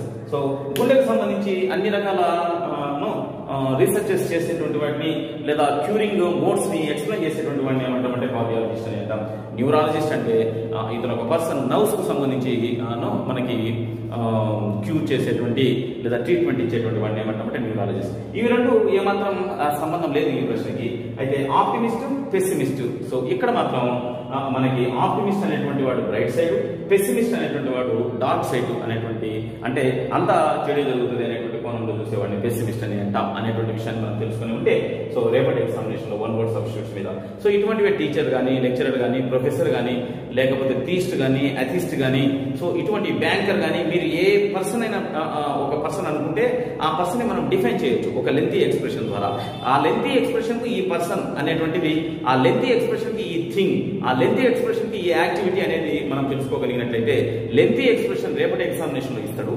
దానికి బదులుగా ఈ పదాన్ని మనం రాసినట్లయితే రేపటి ఎగ్జామినేషన్ లో మీకు మాక్సిమం స్కోర్ రావడానికి అవకాశం ఉంది. సో ఈ హెడ్డింగ్ కింద one word substitution. So next ఏది వచ్చేసి మిస్స్పెల్డ్ వర్డ్స్ అంటే స్పెల్లింగ్ తప్పిస్తాడు. స్పెల్లింగ్ తప్పిస్తే ఆ తప్పించినటువంటి స్పెల్లింగ్ ని మనం కనిపెట్టవలసి వస్తుంది అనమాట. సో 2019లో మనకి ఏ రకమైనటువంటి ఎగ్జాంపుల్ ఇచ్చాడు అని చూసే ముందుగా డైలీ లైఫ్ లో మనం ఎన్కౌంటర్ చేసేటువంటి చాలా వర్డ్స్ స్పెల్లింగ్ పరంగా ఇబ్బందికరంగా ఉంటాయి. సో ప్రొఫిషియన్స్ కూడా, ఎక్స్పర్ట్స్ ఇన్ ద లాంగ్వేజ్ కూడా, లింగ్విస్ట్ కూడా డైలీ లైఫ్ లో కొన్ని పదాలకు స్పెల్లింగ్ దగ్గరికి వచ్చేటప్పుడు కన్ఫ్యూజ్ అవుతూ ఉంటారు అనమాట. సో కామన్ గా మనందరినీ తప్పుగా చేయించేటువంటి ఆ వర్డ్స్ ని ఒకసారి మనం లిస్ట్ అవుట్ చేసుకుంటే, సో ఆ వర్డ్స్ ని మనం ప్రిపేర్ అయినట్లయితే రేపటి ఎగ్జామినేషన్ లో మనకి మిస్స్పెల్డ్ వర్డ్స్ అనేటువంటి కేటగిరీ కింద సో అప్పర్ హ్యాండ్ రావడానికి ఛాన్సెస్ ఉంటుంది. 2019లో ఏ ప్రశ్న ఇచ్చినాడు అనేది ఒకసారి చూద్దాం. ఎస్, సో మిస్స్పెల్డ్ వర్డ్స్ లో భాగంగా చూస్ ద కరెక్ట్ స్పెల్లింగ్ అనేటువంటిది ఇక్కడ మనకి ఒక హెడ్డింగ్ ఇచ్చారు అనమాట. Choose the correct spelling. So మనకి ఈ కరెక్ట్ స్పెల్లింగ్ కు సంబంధించినటువంటి వర్డ్స్ ని ఐడెంటిఫై చేయమని అడిగేటువంటి అవకాశం ఉంది. చూడండి, ఇక్కడ COMMIT MENT, COMMIT MENT, so ఇవన్నీ ఉన్నాయి కదా. సో ఇక దీంట్లో ఎక్స్ప్లెనేషన్ కి ఛాన్సెస్ తక్కువ. COMMIT MENT అనేటువంటిది సరైనటువంటి సమాధానం. సో కరెక్ట్ స్పెల్లింగ్ ఉన్నటువంటి వర్డ్ ని మనం ఇక్కడ చూస్ చేయాలి. లేదా 4 పదాలలో స్పెల్లింగ్ తప్పుగా ఉన్నటువంటి దాన్ని మిస్స్పెల్డ్ వర్డ్ ని ఐడెంటిఫై చేయమని కూడా అడగడానికి ఛాన్స్ ఉంటుంది. ఇది దీనికి సరైనటువంటి సమాధానం. సో ఇది మనకి వెకాబులరీ ఐటమ్స్ కింద synonyms, antonyms, phrasal verbs, idioms, one word substitutes, misspelled words. ఈ కేటగిరీస్ ని చాలా జాగ్రత్తగా మీరు ప్రిపేర్ కావాల్సినటువంటి అవసరం ఉంది. ఎవరైతే గ్రామీణ ప్రాంతాల నుంచి తెలుగు మీడియం చదువుకుని మేము వచ్చినాము అనేటువంటి ఇబ్బందిగా ఫీల్ అయ్యేటువంటి విద్యార్థులందరూ కూడా ఇక చెప్పబోయేటువంటి సెంటెన్స్ కు సంబంధించినటువంటి గ్రామటికల్ కాన్సెప్ట్స్ మీద మీకు పట్టు లేకపోయినా సరే ఈ వర్డ్స్ ని చాలా జాగ్రత్తగా మీరు లిస్ట్ అవుట్ చేసుకోగలిగితే, అంటే వేటి యొక్క స్పెల్లింగ్లు అడగడానికి ఛాన్సెస్ ఉన్నాయి. ఎక్కడ మిస్స్పెల్డ్ వర్డ్ మనం కనుక్కోలేకపోతాం 4 ఆప్షన్స్ లో. సో వేటి ఏ వన్ వర్డ్ సబ్స్టిట్యూషన్ అడగడానికి, అంటే రిమైనింగ్ ఏరియాస్ కూడా అడగడానికి ఛాన్స్ ఉంటుందో ఒక చిన్న లిస్ట్ పెట్టుకున్నారంటే ఆల్మోస్ట్ ఒక 40% ఇంగ్లీష్ క్వశ్చన్స్ రేపటి మీ కంపోజిషన్ లో వీటి మీద రావడానికి ఛాన్సెస్ ఉంటాయి. సో ఓవరాల్ గా 20 ప్రశ్నల్లో ఆల్మోస్ట్ మనకి 7-8 ప్రశ్నలు ఇందులోనే రావడానికి ఛాన్సెస్ ఉంటాయి. కొంచెం జాగ్రత్తగా వీటిని లిస్ట్ అవుట్ చేసుకోవడంలోనే ఉంది మన యొక్క తెలివితేటలన్నీ కూడా. సో జాగ్రత్తగా చేయండి. సో మనం సెంటెన్సెస్ అనుకున్నాం కదా, సెంటెన్సెస్. సో వర్డ్స్ మీద పట్టు సాధించిన తర్వాత, పదాల మీద పట్టు సాధించిన తర్వాత ఈ పదాలను ఉపయోగించి అర్థం చేసుకున్నటువంటి పదాలని, అర్థం తెలుసుకున్నటువంటి పదాలను ఉపయోగించి వాక్యాలను ఏ విధంగా మనం తయారు చేయాలి. అయితే ఇటీవల కాలంలో మనం గమనిస్తే క్వశ్చన్స్ ఏ విధంగా తయారైపోయినాయి అంటే ఓవరాల్ ఇంగ్లీష్ గ్రామర్ ని చెక్ చేసే విధంగా ఉన్నాయి. అంటే ఇంగ్లీష్ లాంగ్వేజ్ మీద ఎంత పట్టు ఉందో తెలుసుకోవడానికి ప్రశ్నలు అడుగుతున్నట్టుగా మనకు కనపడుతుంది అనమాట. అయితే ఇందులో భాగంగా మనం కొన్ని ఐడెంటిఫై ఏరియాస్ ని మీకు ఇచ్చేటువంటి ప్రయత్నం చేస్తాం. సో మొట్టమొదటి ప్రశ్న ఆర్టికల్స్ మీద ఉంటుంది. సో ఇంత ముందుగా మనం చెప్పినటువంటి వెకాబులరీ ఐటమ్స్ లిస్ట్ అవుట్ చేసుకుని మీరు గట్టిగా ప్రిపేర్ అయితే ఒక 7-8 ప్రశ్నలు అందులో నుంచే రావడానికి ఛాన్స్ ఉంటుంది.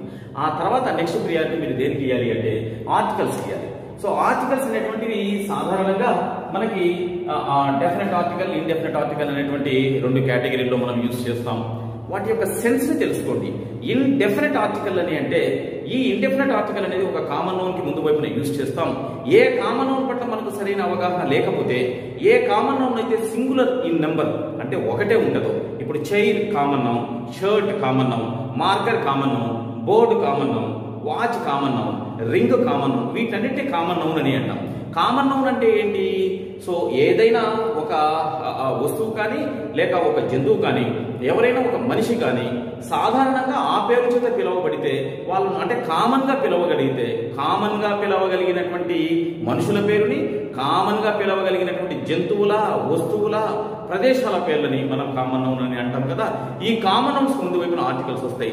ఆ కామన్ నౌన్ ఒకటే అయితే అప్పుడు దానికి ముందు వైపున మనం ఇండెఫినెట్ ఆర్టికల్ ని యూజ్ చేస్తాం అనేటువంటి విషయాన్ని మీ యొక్క ట్రైనర్ మీకు చెప్పేటువంటి అవకాశం ఉంది. అయితే ఇక్కడ ఇంకొక విషయాన్ని మనం ఏం గమనించాలి అంటే ఆ కామన్ నౌన్ ఏదైనా ఒక కాంటెక్స్ట్ లో, ఏదైనా ఒక సందర్భంలో మొట్టమొదటిసారి ప్రస్తావించబడుతుంటేనే మనం ఇండెఫినెట్ ఆర్టికల్ యూజ్ చేస్తాం. అది రిపీటెడ్ గా మళ్ళా ప్రస్తావించబడుతుంటే అప్పుడు ఒకటైనా సరే దానికి ముందు వైపున డెఫినెట్ ఆర్టికల్ యూజ్ చేస్తాం. ఈ గ్రామటికల్ కాన్సెప్ట్ ని పూర్తిగా అవగాహన చేసుకున్న తర్వాత మీరు ప్రాక్టీస్కి వెళ్తే బాగుంటది. అయితే 2019లో ఆర్టికల్స్ మీద ఒక ప్రశ్న అడిగినాడు. ఆ ప్రశ్న ఆర్టికల్స్ క్వశ్చన్ చేసే విధంగా కాకుండా గ్రామటికల్ కరెక్ట్నెస్ నే. సో 2019లో అడిగినటువంటి ఒక ప్రశ్నను మీ ముందు ఉంచేటువంటి ప్రయత్నం చేస్తా, ఆర్టికల్స్ బేస్ చేసుకొని. అయితే ఈ ఆర్టికల్స్ అనేటువంటి కేవలం ఇన్ఫర్మేషన్ ని ప్రొవైడ్ చేయడం కోసం మాత్రమే కాకుండా డైలీ లైఫ్ లో మనకు ఉపయోగపడతాయనేటువంటి ఒక చిన్న విషయాన్ని మీరు గమనించుకుంటే సరిపోతుంది. ఫర్ ఎగ్జాంపుల్ ఇక్కడ నేను ఒక చిన్న విషయాన్ని రాస్తున్నాను. So I want a cup of tea. I want a tea. I want 2 teas. I want a coffee. ఈ 4 ఆప్షన్స్ ఉన్నాయనుకుందాం. రేపటి మీ ఎగ్జామినేషన్ లో ఈ క్రింది వాటిలో which of the below is grammatically correct. ఈ క్రింది వాటిలో గ్రామటికల్ గా కరెక్ట్ ఉండేది ఏంది, గ్రామర్ పరంగా కరెక్ట్ ఉండేది ఏంది. రేపు ఉదయాన్నే మీరు పోలీస్ కానిస్టేబుల్ గానో లేకపోతే ఆ కేటగిరీలో మరి ఏ ఇతర పోస్ట్ కైనా మీరు వెళ్ళినప్పుడు మీ సుపీరియర్ డిక్టేట్ చేసేటువంటి విషయాన్ని డ్రాఫ్ట్ చేసేటువంటి విషయంలో అయినా, లేదా ఎవరైనా ఒక కంప్లైంట్ వచ్చినప్పుడు అతను చెప్పేటువంటి విషయాన్ని మీరు రాసుకునేటప్పుడైనా, ఏదైనా ఒక సెంటెన్స్ రాసేటప్పుడు గ్రామటికల్ ఎర్రర్స్ లేకుండా రాయాలనే ఉద్దేశంతో మీకు ఇటువంటి ప్రశ్నలు అడుగుతున్నారు అనమాట. Which of the below is grammatically correct. చూడండి, I want a cup of tea. So I want a cup of tea అనేటువంటిది సరిగా ఉన్నట్లే కనపడుతుంది.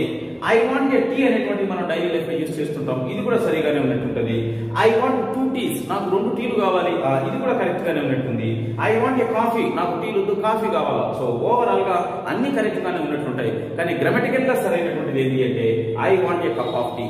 టీ అనేటువంటిది, కాఫీ అనేటువంటిది, లేదా పెట్రోల్ డీజిల్ అనేటువంటి లిక్విడ్స్, లేదా మిల్క్, ఆ తర్వాత ఇక దానికి సంబంధించినటువంటి ఏ ప్రోడక్ట్ అయినా కూడా ఇవన్నీ కూడా మనకి అన్కౌంటబుల్ నౌన్స్ గా మనం కన్సిడర్ చేస్తాం. ఒక అన్కౌంటబుల్ అంటే లెక్క పెట్టడానికి వీలు లేనటువంటి ఒక కామన్ నౌన్ కి ముందు వైపున ఎటువంటి పరిస్థితిలో ఎగ్జాక్ట్ గా నంబర్ ని డిసైడ్ చేసేటువంటి ఇండెఫినిట్ ఆర్టికల్ ని మనం యూజ్ చేయడానికి ఛాన్స్ లేదు, ఒకటి అనడానికి ఛాన్స్ లేదు. అయితే మరి ఎప్పుడు అవకాశం ఉంటుంది అంటే ఈ అన్కౌంటబుల్ నౌన్ ని ముందు వైపున ఏదైనా ఒక క్వాంటిటీని చెప్పగలిగితే అప్పుడు దానికి ముందు వైపున మనం ఇండెఫినిట్ ఆర్టికల్ యూజ్ చేయవచ్చు. I repeat the grammatical concept. నేను ఏం చెప్తున్నానంటే ఇంగ్లీష్ లాంగ్వేజ్ లో కౌంటబుల్ నౌన్స్, అన్కౌంటబుల్ నౌన్స్ ఉంటాయి. లెక్క పెట్టడానికి వీలైనటువంటి వాటిని కౌంటబుల్ అని, లెక్క పెట్టడానికి వీలు లేనటువంటి వాటిని అన్కౌంటబుల్ నౌన్స్ అని అంటాం. అన్కౌంటబుల్ నౌన్స్ కి ముందు వైపున ఇండెఫినిట్ ఆర్టికల్ ని మనం యూజ్ చేయడానికి అవకాశం లేదు. ఎందుకు లేదు అంటే ఇండెఫినిట్ ఆర్టికల్ అనేది ఏదైనా ఒక కామన్ నౌన్ ఒకటే ఉంటే, అంటే కౌంటబుల్ అయితేనే మనం ఇండెఫినిట్ ఆర్టికల్ ని దాని ముందు వైపున యూజ్ చేస్తాం. సో ఎటువంటి పరిస్థితుల్లో వీటికి కొన్ని లిక్విడ్స్, సాలిడ్స్, జెల్స్ ఉంటాయి. జెల్ కానీ, సాలిడ్ కానీ, లిక్విడ్ కానీ ఇవన్నీ కూడా దేని కిందకి వస్తాయి అంటే అన్కౌంటబుల్ నౌన్స్ కిందకి వస్తాయి. సో ఆ అన్కౌంటబుల్ నౌన్స్ లో భాగంగా వాటికి ముందు వైపున ఇండెఫినిట్ ఆర్టికల్ రాకూడదు. సో ఒకవేళ రావాలి అంటే క్వాంటిటీ రావాలి. కాబట్టి ఐ వాంట్ ఏ టీ అనడం తప్పు. So I want a glass of tea అనవచ్చు, I want a glass of tea అనవచ్చు. సో ఇది తప్పే. ఐ వాంట్ 2 టీస్ ఎటువంటి పరిస్థితిలో ఇది అన్కౌంటబుల్ కాబట్టి దీనికి ముందు వైపున కౌంట్ చేస్తున్నట్టుగా 2 పెట్టకూడదు. సో యాజ్ యూజువల్ టీ ముందర పెట్టకూడదు, అంటే కాఫీ ముందర కూడా పెట్టకూడదు. సో కాబట్టి సరైనటువంటి సమాధానం ఏంటంటే I want a cup of tea. ఇది దేనికి సంబంధించింది అంటే ఇండెఫినిట్ ఆర్టికల్ కు సంబంధించినటువంటిది. యాక్చువల్ గా find the sentence which is grammatically correct అని అంటున్నారు కదా. సో కాబట్టి గ్రామటికల్ కరెక్ట్నెస్ ఉన్నటువంటి దాన్ని మనం దీనిగానే భావిస్తాం అనమాట. అయితే ఓవరాల్ గా find the error, find the grammatically correct one, find the grammatically incorrect one, ఇటువంటి ప్రశ్నలు అడిగినారంటే మొత్తం లాంగ్వేజ్ అంతా చెక్ చేసినట్టుంటది. సో ఆర్టికల్స్ మీద మీరు నేర్చుకునేటప్పుడు ఓవరాల్ గా ఒక అవగాహన ఏర్పరచుకుంటూ ఆ అవగాహన అనేటువంటి దాన్ని సెంటెన్సెస్ రూపంలో ఎక్కడెక్కడ తప్పుగా వస్తుంది, ఎక్కడెక్కడ కరెక్ట్ గా వస్తుంది అనేటువంటి విషయాన్ని కూడా తెలుసుకుంటే సరిపోతుంది. సో ఇక్కడ మీరు నేర్చుకున్న విషయం, టీ ముందర కానీ, కాఫీ ముందర కానీ, పెట్రోల్ ముందర కానీ, కిరోసిన్, డీజిల్, మిల్క్, వాటర్ లాంటి వాటి ముందు వైపున ఎటువంటి పరిస్థితుల్లో మనం ఇండెఫినిట్ ఆర్టికల్ని యూజ్ చేయకూడదు. ఒకవేళ ఇండెఫినిట్ ఆర్టికల్ని యూజ్ చేయాలనిపిస్తే ఈ అన్కౌంటబుల్ నౌన్స్ ముందు వైపున ఒక క్వాంటిటీని ఎక్స్ప్రెస్ చేసి, so A pocket of water, A glass of water, A bottle of water, A can of water, ఈ విధంగా చెప్పొచ్చు. కానీ ఏ వాటర్, 2 వాటర్స్, 3 వాటర్స్ అని చెప్పడానికి ఛాన్సెస్ లేదు. సో వాటర్స్ అంటానే మనకు ఏదో పోయింది అనేటువంటి, అంటే గ్రామటికల్ గా ఏదో తప్పైంది అనేటువంటి కనపడుతుంది. కానీ టీలు, కాఫీలు దగ్గర మాత్రం మనం పొరపాటు పడతాం. అందుకని నాకు 2 టీలు కావాలి, తప్పు. I want 2 glasses of tea. Teas అనేటువంటి పదం ఇంగ్లీష్ లాంగ్వేజ్లోనే లేదు కదా. సో కాబట్టి ఆ విధంగా మీరు కనుక్కోగలిగితే రేపటి మీ ఎగ్జామినేషన్లో దీని మీద పట్టు వస్తుంది. ఈ ఆర్టికల్స్కి సంబంధించి ప్రస్తుతం డెమాన్స్ట్రేటివ్ అడ్జెక్టివ్స్, డిటర్మైనర్స్ అనే రకరకాల పేర్లతో మనకు ఉపయోగిస్తున్నారు. కొంచెం అడ్వాన్స్డ్ గ్రామర్ను కూడా ఇదే హెడ్డింగ్ కింద డిస్కస్ చేస్తే మీరు తప్పనిసరిగా రేపటి ఎగ్జామినేషన్లో దీని మీద క్వశ్చన్ని చేయగలుగుతారు. సో ఈ సెంటెన్సెస్ లో భాగంగా మనం క్లారిటీ పెంచుకోవాల్సినటువంటి మరొక ఏరియా ఏంటి అంటే ప్రిపోజిషన్స్.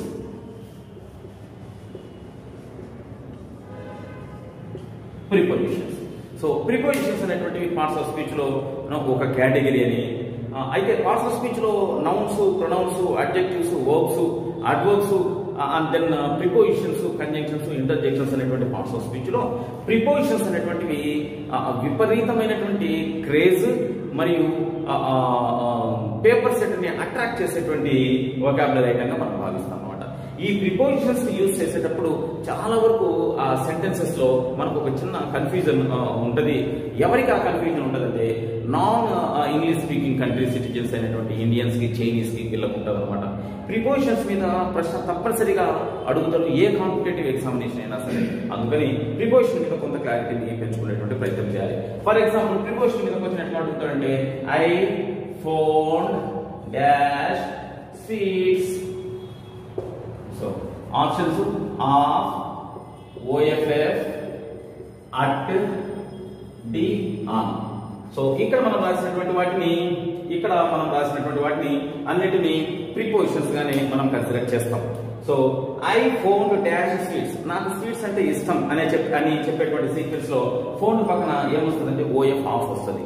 ఎప్పటికీ ఫోన్ పక్కన ఆఫ్ ఏ వస్తుంది, లిజన్ పక్కన టూ ఏ వస్తుంది, లిజన్ పక్కన TO2 వస్తుంది. ఇటువంటి విషయాలని కొన్ని మనం గన్ షాట్ గా చెప్పేటి ఉంటాయి అనమాట.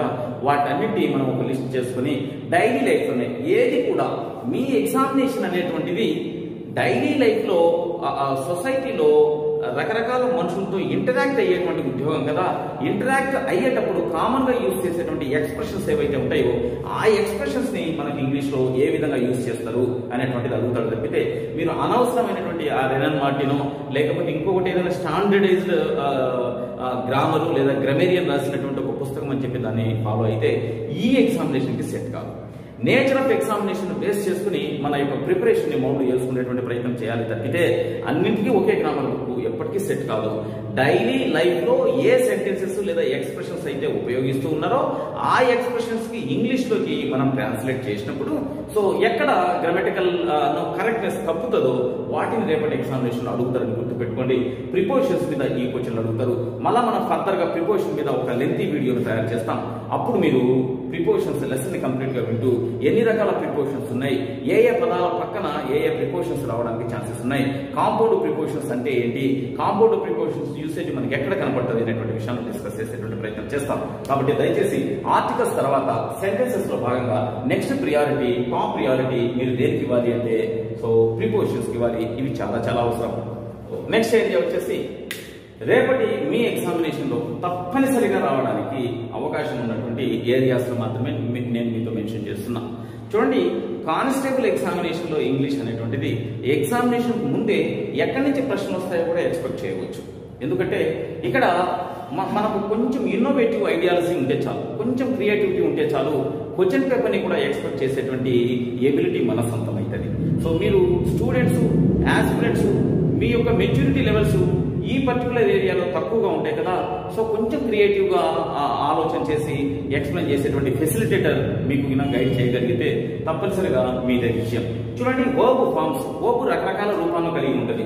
వర్బ్ ఎన్ని రూపాలను కలిగి ఉంటుంది అనేటువంటి ఒక చిన్న డిస్కషన్ పెట్టే. ఇప్పుడు ఫర్ ఎగ్జాంపుల్ LOOK లుక్, ఇది ఒక రూపం. LOOKS లుక్స్, ఇది ఒక రూపం. LOOKING లుకింగ్ ఒక రూపం. LOOKED లుక్డ్ ఒక రూపం. సో ఇదే LOOK has looked, have looked, will లేదా షల్ లుక్. చూడండి, నేనేం చెప్తున్నా, ఒక వర్బ్కి రకరకాల రూపాలు ఉంటాయి. LOOK లుక్ అనేటువంటిది లుక్స్ గా కనపడవచ్చు, లుకింగ్ గా కనపడవచ్చు, లుక్డ్ విల్లు లేదా షెల్ వచ్చిన తర్వాత లుక్, ఆ తర్వాత హ్యాజ్ లుక్డ్, హ్యావ్ లుక్డ్, ఇంకా మనం ఈ సీక్వెన్స్ లో ఎన్నైనా రాయొచ్చు. డూ లేదా డస్ లేదా డిడ్ వచ్చి ఆ తర్వాత లుక్ రావడానికి ఛాన్స్ ఉంది. డూ డస్ డిడ్ వచ్చి ఆ తర్వాత లుక్ రావడానికి ఛాన్సెస్ ఉన్నాయి. ఆ తర్వాత ఇక్కడ హ్యాజ్ లుక్డ్ అని రాసాం, హ్యావ్ లుక్డ్ రాసాం కదా. ఇదే సీక్వెన్స్ లో హ్యాడ్ లుక్డ్. సో ఒక వర్బ్ ఎన్ని రూపాలుగా రావడానికి ఛాన్సెస్ ఉంటది అని తెలుసుకునేటువంటి దాన్ని ఏమంటామంటే టెన్సెస్ అని అంటాం. Verb plus time is equal to tense అని చెప్తాం. వర్బ్ కి అంటే యాక్టివిటీకి టైం ని మనం అప్లై చేస్తే ఆ కాంబినేషన్ ని మనం ఏమంటామంటే టెన్స్ అని అంటాం. ఈ టెన్సెస్ 3 రకాలే. ఫర్దర్గా ఒక్కొక్కటి 4 అయింది కాబట్టి మొత్తం ఎన్ని రూపాలు ఉన్నాయంటే 12 రూపాలు ఉన్నాయి. ఈ 12 రూపాల వర్బ్ యొక్క రూపాలనే 12 రకాల రూపాలనే మనం ఏమంటామంటే వర్బ్ ఫార్మ్స్ అని అంటాం. ఈ సెంటెన్స్ లో వర్బ్ ఫార్మ్స్ ఏ విధంగా వస్తాయి అనేటువంటిది మనము రేపు క్లారిటీని కలిగి ఉండాలి. సో అయితే ఇక్కడ కూడా మీరు గమనించాల్సింది ఏంటి అంటే మొట్టమొదటి ఏరియా ఒక వర్బ్ వస్తుంది అంటే దాని ముందు పదం దాని తర్వాత పదం ఏమై ఉంటది అని మీరు కనుక్కోగలిగితే తప్పనిసరిగా రేపటి ఎగ్జామినేషన్ లో క్లారిటీ ఉంటుంది. లేదా వర్బ్ ఫార్మ్స్ కు సంబంధించి నేను ఒక చిన్న ప్రశ్నను మీతో షేర్ చేసుకునేటువంటి ప్రయత్నం చేస్తాను. So he dash after his belongings అనేటువంటి ఒక సెంటెన్స్ ఇది. Option a look, option b looks, option c looking, so option d above all అనేటువంటి ఆప్షన్స్ పెట్టాడు. He dash after his belongings, తన యొక్క వస్తువుల్ని తన యొక్క ఆస్తిపాస్తుల్ని అతను జాగ్రత్తగా చూసుకోగలడు అనేటువంటి అర్థంతో ఇక్కడ దీన్ని యూజ్ చేశారు. అయితే హీ అనేటువంటిది థర్డ్ పర్సన్ సింగులర్ ప్రొనౌన్ కదా, అందుకని ఇక్కడ ఆన్సర్ ఏమంటదంటే లుక్స్ అయ్యేది. ఒకవేళ ఐ ఉంటే ఇక్కడ లుక్ అయ్యేది, ఇక్కడ ఐ ఆమ్ ఉంటే లుకింగ్ అయ్యేది, లేదా హీ ఈజ్ ఉంటే లుకింగ్ అయ్యేది. అంటే ఈ వర్బ్ రావాలంటే ముందు వైపున పదాలు ఎలా ఉండాలి అనేటువంటిది ఒక చిన్న క్లారిటీ ఉంటే తప్పనిసరిగా మీకు రేపటి ఎగ్జామినేషన్ లో అంతా మంచిగా జరుగుతుంది. సో అలా కాకుండా he does dash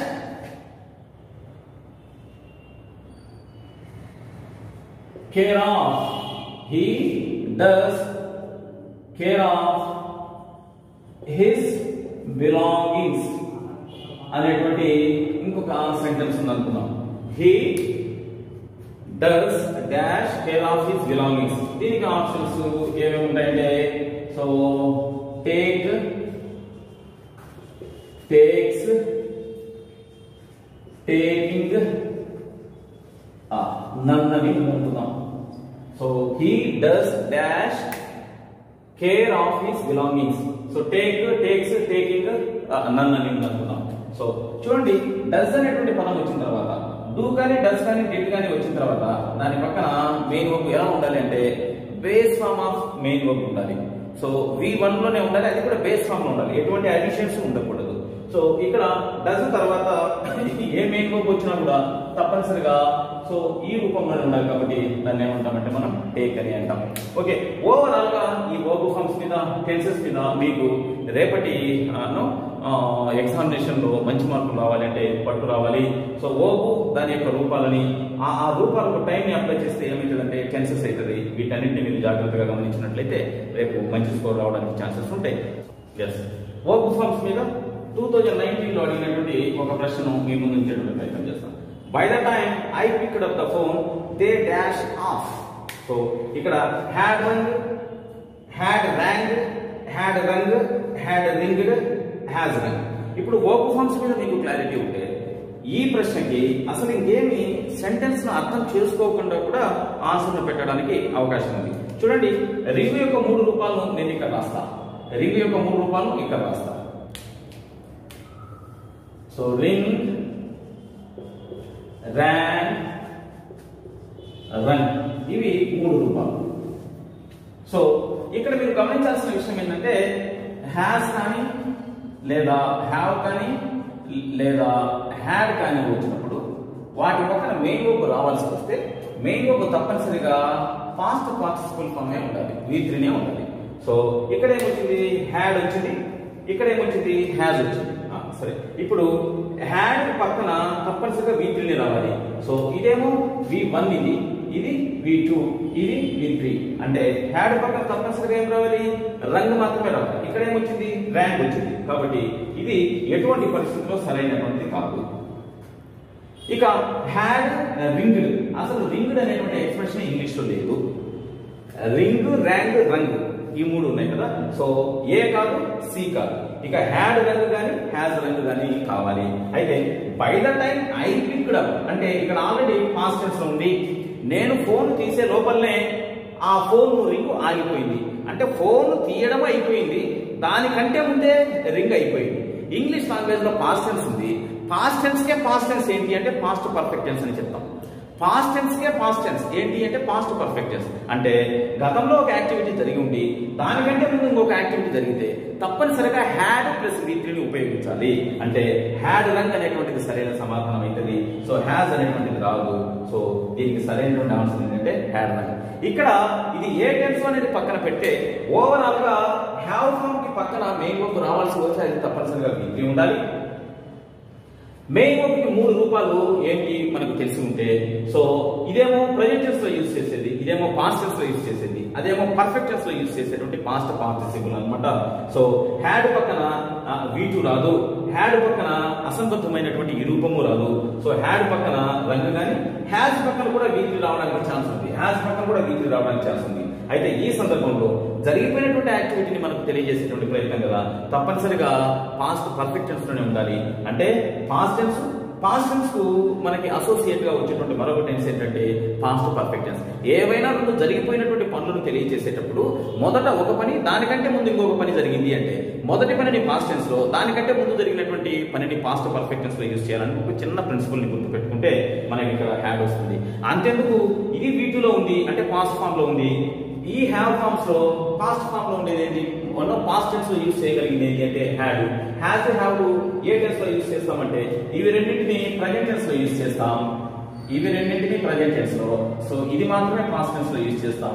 so already picked అనేటువంటిది పాస్ట్ టెన్స్ కదా, V2 కదా, కాబట్టి హ్యాడ్ మాత్రమే వస్తుంది అనేటువంటి అవగాహనతో అయినా పెట్టవచ్చు. లేకపోతే simple past past perfect tense యొక్క అసోసియేషన్ తో సెంటెన్స్ ఎలా ఉంటుంది అనేటువంటి గ్రామటికల్ కాన్సెప్ట్ తెలిసి ఉంటే ఇలాగైనా పెట్టవచ్చు. సో వర్బ్ ఫార్మ్స్ మీద ఇంత డెప్త్ లో కూర్చొని అడుగుతున్నాడు కదా, కాబట్టి మీరు దయచేసి వేటి మీద పట్టు సాధిస్తారంటే వర్బ్ యొక్క 3 రూపాలని మీరు కంఠస్థం పట్టేయండి. అయితే ఆ వర్బ్ అనేది ఎన్ని రకాలుగా ఇంగ్లీష్ లాంగ్వేజ్ లో యూజ్ చేయబడుతుంది అని తెలుసుకోవడానికి వర్బ్ ఫార్మ్స్ అని అంటాం. ఈ వర్బ్ ఫార్మ్స్ కి టైం ని మనం జాయిన్ చేసినట్లయితే మనకు టెన్స్ ఏర్పడుతుంది. సో టెన్సెస్ కంటే ముందుగా వర్బ్ ఫార్మ్స్ నేర్చుకోండి. ఆ తర్వాత టెన్సెస్ మీద ఒక చిన్న ఐడియా ఉంటే చాలు, రేపటి ఎగ్జామినేషన్ లో మీకు అంత మంచి జరిగేటువంటి అవకాశం ఉంది. ఇది టెన్సెస్ లేదా verb forms. So next area వచ్చేసి వాయిస్. ఈ వాయిస్ ని ఇంగ్లీష్ లాంగ్వేజ్ లో యాక్టివ్ వాయిస్, ప్యాసివ్ వాయిస్ అనేటువంటి 2 రకాలుగా వర్గీకరిస్తారు అనేటువంటి విషయాన్ని మీకు తెలుసు. అయితే యాక్టివ్ వాయిస్, ప్యాసివ్ వాయిస్ అనేటువంటిది సెంటెన్స్ సబ్జెక్ట్ ఇచ్చినటువంటి ప్రాధాన్యతను ఆధారంగా చేసుకుని మనం 2 రకాలుగా వర్గీకరిస్తాం అనేటువంటి చిన్న విషయాన్ని తెలుసుకోవాలి. ఏ సెంటెన్స్ లో అయితే సబ్జెక్టుతో అధిక ప్రాధాన్యత ఇస్తూ సబ్జెక్టుతోనే వాక్యాన్ని ప్రారంభిస్తే దాన్ని యాక్టివ్ వాయిస్ అని, ఏ సెంటెన్స్ లో అయితే సబ్జెక్ట్ యొక్క ప్రాధాన్యతను తగ్గిస్తూ వాక్యానికి చివర మనం సబ్జెక్టును రాస్తే అప్పుడు దాన్ని ప్యాసివ్ వాయిస్ లో ఉంది అని చెప్తాం. అయితే ఇక్కడ మీరు గమనించాల్సినటువంటి విషయం, మొత్తం సబ్జెక్ట్ అంతా నేర్చుకునేటువంటి ప్రయత్నం అయితే చేయగాకండి. ఎందుకంటే అది నేర్చుకోవడానికి కొన్ని బేసిక్స్ అవసరం. ఆ బేసిక్స్ ని నోటిఫికేషన్ పడిన తర్వాత ఎగ్జామినేషన్ జరిగే లోపల మీరు నేర్చుకోవడం అది అసాధ్యమైనటువంటి విషయం కదా. కొన్ని టిప్స్ ని మీరు నేర్చుకునేటువంటి ప్రయత్నం చేస్తే మీకు అంత మంచి జరుగుతుంది. వాయిస్ లో మీరు తప్పనిసరిగా నేర్చుకోవాల్సినటువంటి విషయం ఏంటి అంటే బి ఫార్మ్స్, బి యొక్క రూపాలు. బి రూపాలు ఉన్నాయి. సో ఏంటంటే బి రూపాలు అంటే ఈ బి రూపాలను కూడా ఉపయోగించేటువంటి విధానాన్ని బట్టి యామ్, ఈజు, ఆరు, వాజు, వర్ అనేటువంటి ఒక కేటగిరీ, బీ, బీయింగ్, బీయింగ్ అనేటువంటిది మరొక కేటగిరీగా మీరు వర్గీకరించుకొని నేర్చుకుంటే సరిపోతుంది. సో ఈ పనంతా కూడా మీరు ట్రైనర్ చేస్తాడు. అయితే బి ఫార్మ్స్ అనేటువంటివి 2 కేటగిరీస్ గా ఉన్నాయి. యామ్, ఈజు, ఆరు, vase, were. B, being, been వీటిని బి యొక్క రూపాలు అని అంటాం. అయితే ఇక్కడ వాయిస్ గురించి చెబుతూ బి రూపాల మీద క్లారిటీ ఉండాలని ఎందుకు చెప్తున్నానంటే రేపటి నీ ఎగ్జామినేషన్ లో ఒకవేళ సెంటెన్స్ ప్యాసివ్ వాయిస్ లో ఉంటే ఏదైనా ఒక యాక్టివ్ వాయిస్ లో సెంటెన్స్ ఇస్తాడు, దానిని ప్యాసివ్ వాయిస్ లో దాని యొక్క రూపం ఎలా ఉంటుందో కనుక్కోండి. ఈ 4 ఆప్షన్స్ లో చెప్పినటువంటి లేదా ఇచ్చినటువంటి సెంటెన్స్ యొక్క ప్యాసివ్ వాయిస్ రూపాన్ని కనుగొనండి. ఇదే రేపటి అడిగేటువంటి ప్రశ్న. A sentence will be given, ఆ సెంటెన్స్ కింద ఏం చెప్తాడు అంటే find out the appropriate passive form of the above. అంటే పైన చెప్పినటువంటి సెంటెన్స్ కి ప్యాసివ్ వాయిస్ ఫామ్ ఈ క్రింది 4 ఎక్కడ ఉంది దాన్ని కనుక్కోండి అంటాడు. సో దాన్ని కనుక్కోవడానికి క్లూ చెప్తున్నాను చూడండి. ప్యాసివ్ వాయిస్ లో తప్పనిసరిగా మెయిన్ వర్బ్ అనేటువంటిది ఎలా ఉంటది అంటే పాస్ట్ పార్టిసిపుల్ లో ఉంటుంది, V3 లో ఉంటుంది. పాస్ట్ పార్టిసిపుల్ లో మెయిన్ వర్బ్ ఉంది అంటే అది ఏం కావడానికి ఛాన్స్ ఉంది అంటే ప్యాసివ్ వాయిస్ కావడానికి ఛాన్స్ ఉంది. అయితే పాస్ట్ పార్టిసిపుల్ వర్బ్ కలిగినటువంటి ప్రతి సెంటెన్స్ ప్యాసివ్ వాయిస్ లోనే ఉందా అంటే కాదు. దానికి ముందు ఇంకొక వర్డ్ ఉండాలి. ఆ వర్డ్ ఏమంటామంటే మనం బీ ఫామ్ అని అంటాం. ఏదైనా ఒక సెంటెన్స్ లో యామ్, ఈజ్, ఆర్, వాజ్, వర్లు లేదా బీ, బీయింగ్, బీన్ లాంటి పదం ఏదైనా ముందు వైపున వచ్చి ఆ తర్వాత V3 వచ్చిందంటే గన్ షాట్, అది దేంట్లో ఉంటుంది అంటే ప్యాసివ్ వాయిస్ లో ఉంటుంది. ఇటువంటి టిప్స్ ని సో కేవలం బీ ఫామ్స్ కాకుండా ప్రొనౌన్స్ మీద ఒక చిన్న క్లారిటీ ఉండాలి. సో ఆ ప్రొనౌన్స్ పర్సనల్ ప్రొనౌన్స్ అని కొన్ని ఉంటాయి. So I, we, you, he, she, it, they, వీటిని మనం పర్సనల్ ప్రొనౌన్స్ అని అంటాం. ఇవి 3 పర్సన్స్ రిప్రజెంట్ చేస్తాయి కాబట్టి వాటికి ఆ పేరు వచ్చింది. సో ఈ చిన్న విషయాన్ని మీరు కనుక్కోండి. అంటే పర్సనల్ ప్రొనౌన్స్ మీద క్లారిటీ ఉండాలి, ఆ తర్వాత వర్బ్ యొక్క ఫార్మ్స్ మీద క్లారిటీ ఉండాలి, ఆ తర్వాత రకరకాల వర్బ్స్ ఉంటాయి మనకు, ట్రాన్సిటివ్ వర్బ్స్, ఇంట్రాన్సిటివ్ వర్బ్స్ అనేటువంటి వాటి మీద అవగాహన ఉండాలి. అయితే అవన్నీ అటు నుంచి ఓవరాల్ గా క్లాస్ రూమ్ లో ఇంటర్మీడియట్ క్వాలిఫికేషన్ కలిగినటువంటి వ్యక్తికి వాయిస్ ని అర్థం చేయించడానికి కొన్ని టిప్స్ ఉన్నాయి. ఆ టిప్స్ లో నేను ఒకటి చెప్పాను. ఏంటది? తప్పనిసరిగా ఇచ్చినటువంటి సెంటెన్స్ లో వర్బ్ను చూసి అది ఏ వాయిస్ లో ఉందో చెప్పవచ్చు. ఆ వర్బ్ యాక్టివ్ వర్బ్ అయితే అది యాక్టివ్ వాయిస్ లో ఉన్నట్లు, ప్యాసివ్ వర్బ్ అయితే అది ప్యాసివ్ వాయిస్ లో ఉన్నట్లు. టెన్సెస్ యొక్క 12 రూపాలలో వర్బ్స్ ఉంటాయి కదా. టెన్స్ సింపుల్ ప్రెజెంట్ టెన్స్ నుంచి ఫ్యూచర్ పర్ఫెక్ట్ కంటిన్యూస్ టెన్స్ వరకు మనం వర్బ్ యొక్క స్ట్రక్చర్ రాసుకుంటాం కదా. ఆ స్ట్రక్చర్ అలానే ఉంటే ఆ సెంటెన్స్ దేంట్లో ఉన్నట్టు అంటే యాక్టివ్ వాయిస్ ఉన్నట్టు. అలా కాకుండా ప్యాసివ్ వాయిస్ లో సెంటెన్స్ ఉంది అంటే తప్పనిసరిగా ఏముండాలి? V3 ఉండాలి. ఆ V3కి ముందు వైపున ఒక బీ ఫామ్ ఉండాలి. ఆ బీ ఫామ్ ఏంటంటే am, is, are, was, were, be, being, been అనేటువంటి బీ ఫామ్స్ అనమాట. సో ఇది మీకు క్లారిటీ ఉన్నట్లయితే ప్యాసివ్ వాయిస్ మీద ప్రశ్నను ఈజీగా మీరు ఆన్సర్ చేయగలుగుతారు. 2019లో ఇచ్చినటువంటి ప్రశ్న ఈ చిన్న క్లూ ద్వారా మనం ఆన్సర్ ని పట్టవచ్చు అని చెప్పడానికి నేను ఒక చిన్న ప్రయత్నం చేస్తా. 2019లో వాయిస్ మీద ఏ ప్రశ్న వచ్చింది?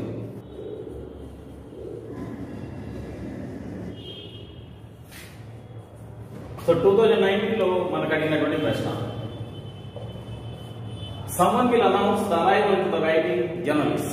సో దీనికి ప్యాసివ్ ఫామ్ ని కనుక్కోమన్నాడు. మనం ఏమన్నా వర్బ్ దగ్గరికి వెళ్ళాలి. వర్బ్ ఏంటి చూడండి, will announce, and then will be announced, and then should be announced. మనం ఏం చెప్పినాం?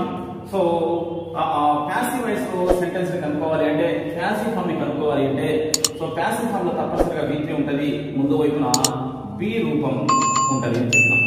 సో బి రూపంలో ఏమేమి ఉంటాయి అంటే యామ్, ఈజ్, ఆర్, వాజ్, వర్లు, ఆ తర్వాత బి, బీయింగ్, బీన్ ఉంటాయి అని చెప్పినాం అనమాట. చూడండి ఇక్కడ V3లో లేదు కాబట్టి ఇది కాదు, V3లో లేదు కాబట్టి ఇది కాదు, అంటే ఇక్కడ V3లో ఉంది, ఇక్కడ V3లో ఉంది. ఈ రెండింటిలోనే మనకు ఆన్సర్ ఉంటుంది. అయితే ముందు వైపున బి రూపము, ఇక్కడ బి ఉంది, ఇక్కడ కూడా బి ఉంది. సో కాబట్టి బి రూపం అంటే బి రూపం ఉంది, V3 ఉంది. ఈ రెండింటిలోనే మనకు ఆన్సర్ ఉండడానికి ఛాన్స్ ఉంది. అయితే ఇక్కడ ఏముంది చూడండి, విల్ అనౌన్స్ అని ఉంది, దీంట్లో మాత్రం విల్ ఉంది, దీంట్లో షుడ్ ఉంది. కాబట్టి డి కూడా కాదు. ఇక సరైనటువంటి సమాధానం ఏంటంటే సినే. చిన్న పాయింట్ ద్వారా, ఇదే పాయింట్ ద్వారా మీరు ఎన్ని ఎగ్జాంపుల్స్ చేసినా కూడా వాయిస్ లో మీరు ఆన్సర్ పట్టేటువంటి అవకాశం ఉంది. అయితే కేవలం ఒక టిప్పే కాకుండా ఒక 5-6 టిప్లు తెలుసుకుని ఉంటే రేపటి ఎగ్జామినేషన్ లో అసలు ఇంగ్లీష్ ను నేర్చుకోకుండానే ఆన్సర్స్ పెట్టడానికి అవకాశాలు ఉన్నాయి. సో ఇది వాయిస్ కు సంబంధించినటువంటి ఇన్ఫర్మేషన్. సో మళ్ళా నేను వాయిస్ మీద ఒక ఎక్స్క్లూజివ్ వీడియో చేస్తా. సో అప్పుడు అసలు వాయిస్ అనేది ఎన్ని రకాలు, వర్బ్ అనేది ఎన్ని రూపాలలో ఉంటుంది, సో ఎటువంటి సెంటెన్సెస్ కి ప్యాసివ్ రూపాలు ఉంటాయి, అసలు ప్యాసివ్ వాయిస్ అన్ని సెంటెన్స్ కి చెప్పొచ్చునా, కొన్నింటికి చెప్పలేమా, సో ఎక్కడ మనం సబ్జెక్ట్ ను పూర్తిగా ఇగ్నోర్ చేయాలనేటువంటి విషయాన్ని నేను మళ్ళీ మీతో షేర్ చేసుకునేటువంటి ప్రయత్నం చేస్తా. వాయిస్ అనేది పక్కా క్వశ్చన్ రేపటి మీ ఎగ్జామినేషన్ కి.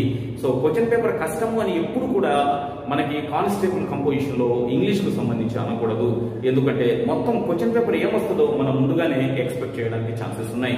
సో అందులో ఒక ప్రశ్న ఏంటంటే వాయిస్ అనమాట. సో ఇంతకుముందు చెప్పిన ఆర్టికల్స్ మీద, ప్రిపోజిషన్ మీద, వాయిస్ మీద, వర్బ్ ఫార్మ్స్ మీద తప్పనిసరిగా ప్రశ్నలు వస్తాయి. సో ఇది చాలా చాలా ఈజీ కాబట్టి దీని మీద కాన్సన్ట్రేట్ చేస్తే మనకు తప్పనిసరిగా ఒక ప్రశ్న రావడానికి ఛాన్సెస్ ఉన్నాయి. వర్బ్ ఫార్మ్స్ మీద 3 క్వశ్చన్స్ అని చెప్పినాం కదా, ఇందులో ఒక ప్రశ్న రావడానికి ఛాన్సెస్ ఉన్నాయి. ఇంపార్టెంట్ ఏరియా ఏంటి అంటే degrees of comparison. Degrees of comparison. So degrees of comparison వేటికి ఉంటుంది, అడ్జెక్టివ్స్ ఉంటుంది మరియు అడ్వర్బ్స్ కూడా ఉంటుంది. ఈ డిగ్రీస్ ఆఫ్ కంపారిజన్ అంటే డిగ్రీ అంటే స్థాయి, కంపారిజన్ అంటే పోలిక. ఎవరైనా ఇద్దరు వ్యక్తులను కానీ, 2 ప్రదేశాలను కానీ, 2 వస్తువులు కానీ, 2 జంతువులను కానీ ఏదైనా ఒక లక్షణం ఆధారంగా మనం కంపేర్ చేస్తాం, పోలుస్తాం. ఆ పోల్చడాన్ని ఏమంటాం అంటే డిగ్రీస్ ఆఫ్ కంపారిజన్ అని అంటాం. సో ఇది మీకు తెలిసిన విషయమే. పాజిటివ్, కంపారిటివ్, సూపర్లేటివ్ అనేటువంటి 3 రూపాలలో మనకు అడ్జెక్టివ్స్ కనపడతాయి కంపేర్ చేసినప్పుడు. సో పాజిటివ్ డిగ్రీలో ఉన్నప్పుడు సెంటెన్స్ ఎలా ఉంటుంది, కంపారిటివ్ డిగ్రీలో ఉన్నప్పుడు సెంటెన్స్ ఎలా ఉంటుంది, సూపర్లేటివ్ డిగ్రీలో ఉన్నప్పుడు అడ్జెక్టివ్. సో అడ్జెక్టివ్ పాజిటివ్ రూపంలో ఎలా ఉంటుంది అంటే పాజిటివ్ డిగ్రీలో ఉన్నటువంటి కంపారిజన్ ఉన్నప్పుడు అడ్జెక్టివ్ ఎలా ఉంటుంది, కంపారిటివ్ డిగ్రీలో అడ్జెక్టివ్ ఎలా ఉంటుంది, అంటే సూపర్లేటివ్ లో అడ్జెక్టివ్ ఎలా ఉంటుంది అనేటువంటి ఒక చిన్న ఐడియా ఉంటే దీని మీద మనం ఆన్సర్ చేసేయవచ్చు. ఇక్కడ కూడా మీరేం చేస్తారంటే అడ్జెక్టివ్స్ కు సంబంధించినటువంటి సో పాజిటివ్, కంపారిటివ్, సూపర్లేటివ్ రూపాలను మొట్టమొదట నేర్చుకోండి. రెండవది ఏం చేస్తారంటే పాజిటివ్ డిగ్రీలో సెంటెన్స్ ఎన్ని రకాలుగా ఉండవచ్చు, కంపారిటివ్ డిగ్రీలో సెంటెన్స్ ఎన్ని రకాలుగా ఉండవచ్చు, సూపర్లేటివ్ డిగ్రీలో ఉన్నప్పుడు సెంటెన్స్ ఎన్ని రకాలుగా ఉండవచ్చు, అంటే ఎన్ని రకాల సూపర్లేటివ్ అడ్జెక్టివ్ ని బేస్ చేసుకుని సెంటెన్సెస్ ని ఫ్రేమ్ చేస్తాం అనేటువంటి ఒక చిన్న విషయాన్ని తెలుసుకుంటే సరిపోతుంది. సో 2019 లో అడిగినటువంటి ఒక చిన్న ప్రశ్న మేము ముందు ఉంచేటువంటి ప్రయత్నం చేస్తా. నేను తర్వాత మళ్ళీ అడ్జెక్టివ్స్ గురించి చెప్పేటప్పుడు డిగ్రీస్ ఆఫ్ కంపారిజన్ లో ఓవరాల్ గా interchange of sentences by consulting adjectives అనేటువంటి ఒక చిన్న ఏరియాని తీసుకొని సో ఏ విధంగా ఒక డిగ్రీ నుంచి మరొక డిగ్రీకి సెంటెన్స్ ని మనం చెప్పవచ్చు అనేటువంటిది మీతో ఎక్స్ప్లెయిన్ చేసేటువంటి, మీతో షేర్ చేసుకునేటువంటి ప్రయత్నం చేస్తా. సో అప్పటి వరకు డిగ్రీస్ ఆఫ్ కంపారిజన్ లో ఒక ప్రశ్న వస్తుంది కానిస్టేబుల్ అనేటువంటి చిన్న విషయాన్ని గుర్తుపెట్టుకుంటే సరిపోతుంది. 2019లో డిగ్రీస్ ఆఫ్ కంపారిజన్ మీద ఏ ప్రశ్న వచ్చింది అనేది నేను మీ ముందు ఉంచే ప్రయత్నం చేస్తాను. ఎగ్జామినేషన్ లో ఇచ్చినటువంటి options: iron is useful than any metal, iron is more useful than any other metal, the iron is more useful than any metals, no metals is useful than the iron. So ఇది ఇచ్చినటువంటి 4 options 2019లో మనకు అడిగినటువంటి ప్రశ్న. అయితే ఇక్కడ మనం ఏం చేయాలి అంటే ఏదైనా ఒక సెంటెన్స్ కంపారిటివ్ డిగ్రీలో ఉంది అంటే కంపారిటివ్ అడ్జెక్టివ్ కలిగి ఉంది అంటే చూడండి, యూస్ఫుల్ అనేటువంటిది అడ్జెక్టివ్ ఇక్కడ. సో దీని ముందు వైపున మోర్ పెట్టి అది కంపారిటివ్ ఫామ్ లోకి వస్తుంది. మోర్ యూస్ఫుల్ వచ్చింది అంటే తప్పనిసరిగా ఏముండాలి, దాన్ ఉండాలి. ఏదైనా ఒక అడ్జెక్టివ్ కి కంపారిటివ్ ఫామ్ లో యూజ్ చేసినట్లయితే దానికి ఫాలో కావాల్సినటువంటి వర్డ్ ఏంటి అంటే THAN, దాన్. అయితే ఇక్కడ చూడండి, యూస్ఫుల్ దాన్ ముందు వైపున కంపారిటివ్ రిప్రజెంట్ చేసేటువంటి మోర్ లేదు కాబట్టి ఇది సరైనటువంటి సమాధానం కాదు. యూస్ఫుల్ అనేటువంటి అడ్జెక్టివ్ కి ముందు వైపున MORE మోర్ వస్తేనే అది కంపారిటివ్ అడ్జెక్టివ్ అవుతుంది. ఇక్కడ మోర్ లేదు కానీ దాన్ మాత్రం వచ్చింది కాబట్టి మోర్ లేనందువల్ల ఇది సరైనటువంటి సమాధానం కాదు. The iron is more useful than any metals. So ఇక్కడ మోర్ యూస్ఫుల్ దాన్ అయితే వచ్చింది కానీ ఈ ఎనీ మెటల్స్ దగ్గర ఎనీ అదర్ మెటల్ అనేటువంటిది మనకు ఎనీ మెటల్స్ అనేటువంటిది అంత సెన్సిబుల్ ఎక్స్ప్రెషన్ కాదు. అంటే ఎనీ మెటల్స్ అనడం వల్ల ఏ లోహాలు అనేటువంటి అంటే ఐరన్ అనేది ఏ లోహాల కంటే ఏ రకమైన లోహం కంటే అయినా కూడా ఇది ఉపయోగకరం అనేటువంటి అర్థాన్ని ఇక్కడ రాదన్నమాట. Iron is more useful than any other metal. So చాలా మెటల్స్ ఉన్నాయి మన యొక్క నేచర్ లో, మన యొక్క ఎగ్జిస్టెన్స్ లో. ఆ మెటల్స్ అన్నింటికంటే కూడా ఐరన్ అనేటువంటిది చాలా ఉపయోగకరమైనటువంటి మెటల్ అనేటువంటి అర్థాన్ని ఇచ్చేటువంటిది. దీనికంటే ఇది సెన్సిబుల్ గా కనపడుతుంది. No metals is useful. So no metals అని అన్నప్పుడు ఇక్కడ సింగులర్ వర్బ్ ఫార్మ్ అయింది కదా, ఇది సబ్జెక్టివ్ వర్బ్ అగ్రిమెంట్ ని యాక్సెప్ట్ చేయదు కదా, అందుకని ఇది కూడా సరైనటువంటి సమాధానం కాదు. So iron is more useful than any other metal అనేటువంటిది సరైనటువంటి ఎక్స్ప్రెషన్. అయితే ఇప్పుడు నేను చెప్పినటువంటి ఎక్స్ప్రెషన్ తో మీకు డిగ్రీస్ ఆఫ్ కంపారిజన్ మీద పూర్తి క్లారిటీ వచ్చి ఉండదు. అయితే డిగ్రీస్ ఆఫ్ కంపారిజన్ పూర్తిగా డిస్కస్ చేసి ఆ తర్వాత ఇటువంటి ఎగ్జాంపుల్స్ చూసినట్టయితే ఒక్క సెకండ్ లో మనం దీన్ని ఆన్సర్ పట్టేయవచ్చు. నేనేం చెప్పినా అడ్జెక్టివ్ యొక్క 3 రూపాలు పాజిటివ్, కంపారిటివ్, సూపర్లేటివ్ అడ్జెక్టివ్స్ ఎలా ఉంటాయి ఒక్కసారి నేర్చుకోండి. ఆ అడ్జెక్టివ్స్ సెంటెన్స్ లో వచ్చినప్పుడు మనం కంపేర్ చేసేటువంటి సీక్వెన్స్ లో భాగంగా ఏ పదాలు ఉంటాయి, ఇక్కడ ఎనీ, ఎనీ అదర్, ఎనీ అనేటువంటి ఈ 3 పదాలు కూడా మనం దృష్టిలో పెట్టుకున్నట్టయితే ఎనీ మెటల్ తప్పే, ఎనీ మెటల్స్ తప్పే, ఎనీ అదర్ మెటల్ అనేది కరెక్ట్. ఈడ కరెక్ట్ ఎక్స్ప్రెషనే, ఇక్కడ కరెక్ట్ ఎక్స్ప్రెషనే. ఓవరాల్ గా ఇది సరైనటువంటి సమాధానం డిగ్రీస్ ఆఫ్ కంపారిజన్ భాగంగా చెప్పవచ్చు. ఇప్పటివరకు నేను ఆర్టికల్స్ చెప్పినా, ప్రిపోజిషన్స్ చెప్పినా, వర్బ్ ఫార్మ్స్ చెప్పినా, అండ్ దెన్ వాయిస్ చెప్పినా, and then degrees of comparison చెప్పినా, ఇక మనకి స్పీచ్ మీద కూడా గతంలో ప్రశ్నలు అడిగి ఉన్నారు. 2019 రిక్రూట్మెంట్ లో పోలీస్ బోర్డు స్పీచ్ ని కన్సిడర్ చేయలే, అంటే దీని మీద ప్రశ్న అడగలే. అయితే గతంలో ఉన్నటువంటి వాటిలో స్పీచ్ మీద ప్రశ్నలు అడిగే ఉన్నారు. అయితే ఈ స్పీచ్ ని 2 రకాలుగా మనం డివైడ్ చేస్తాం. ఒకటి డైరెక్ట్ అని, రెండోది ఇండైరెక్ట్ అని. డైరెక్ట్ స్పీచ్, మరొకటి ఇండైరెక్ట్ స్పీచ్. ఇండైరెక్ట్ స్పీచ్ కి మరొక పేరు reported speech. Reported speech.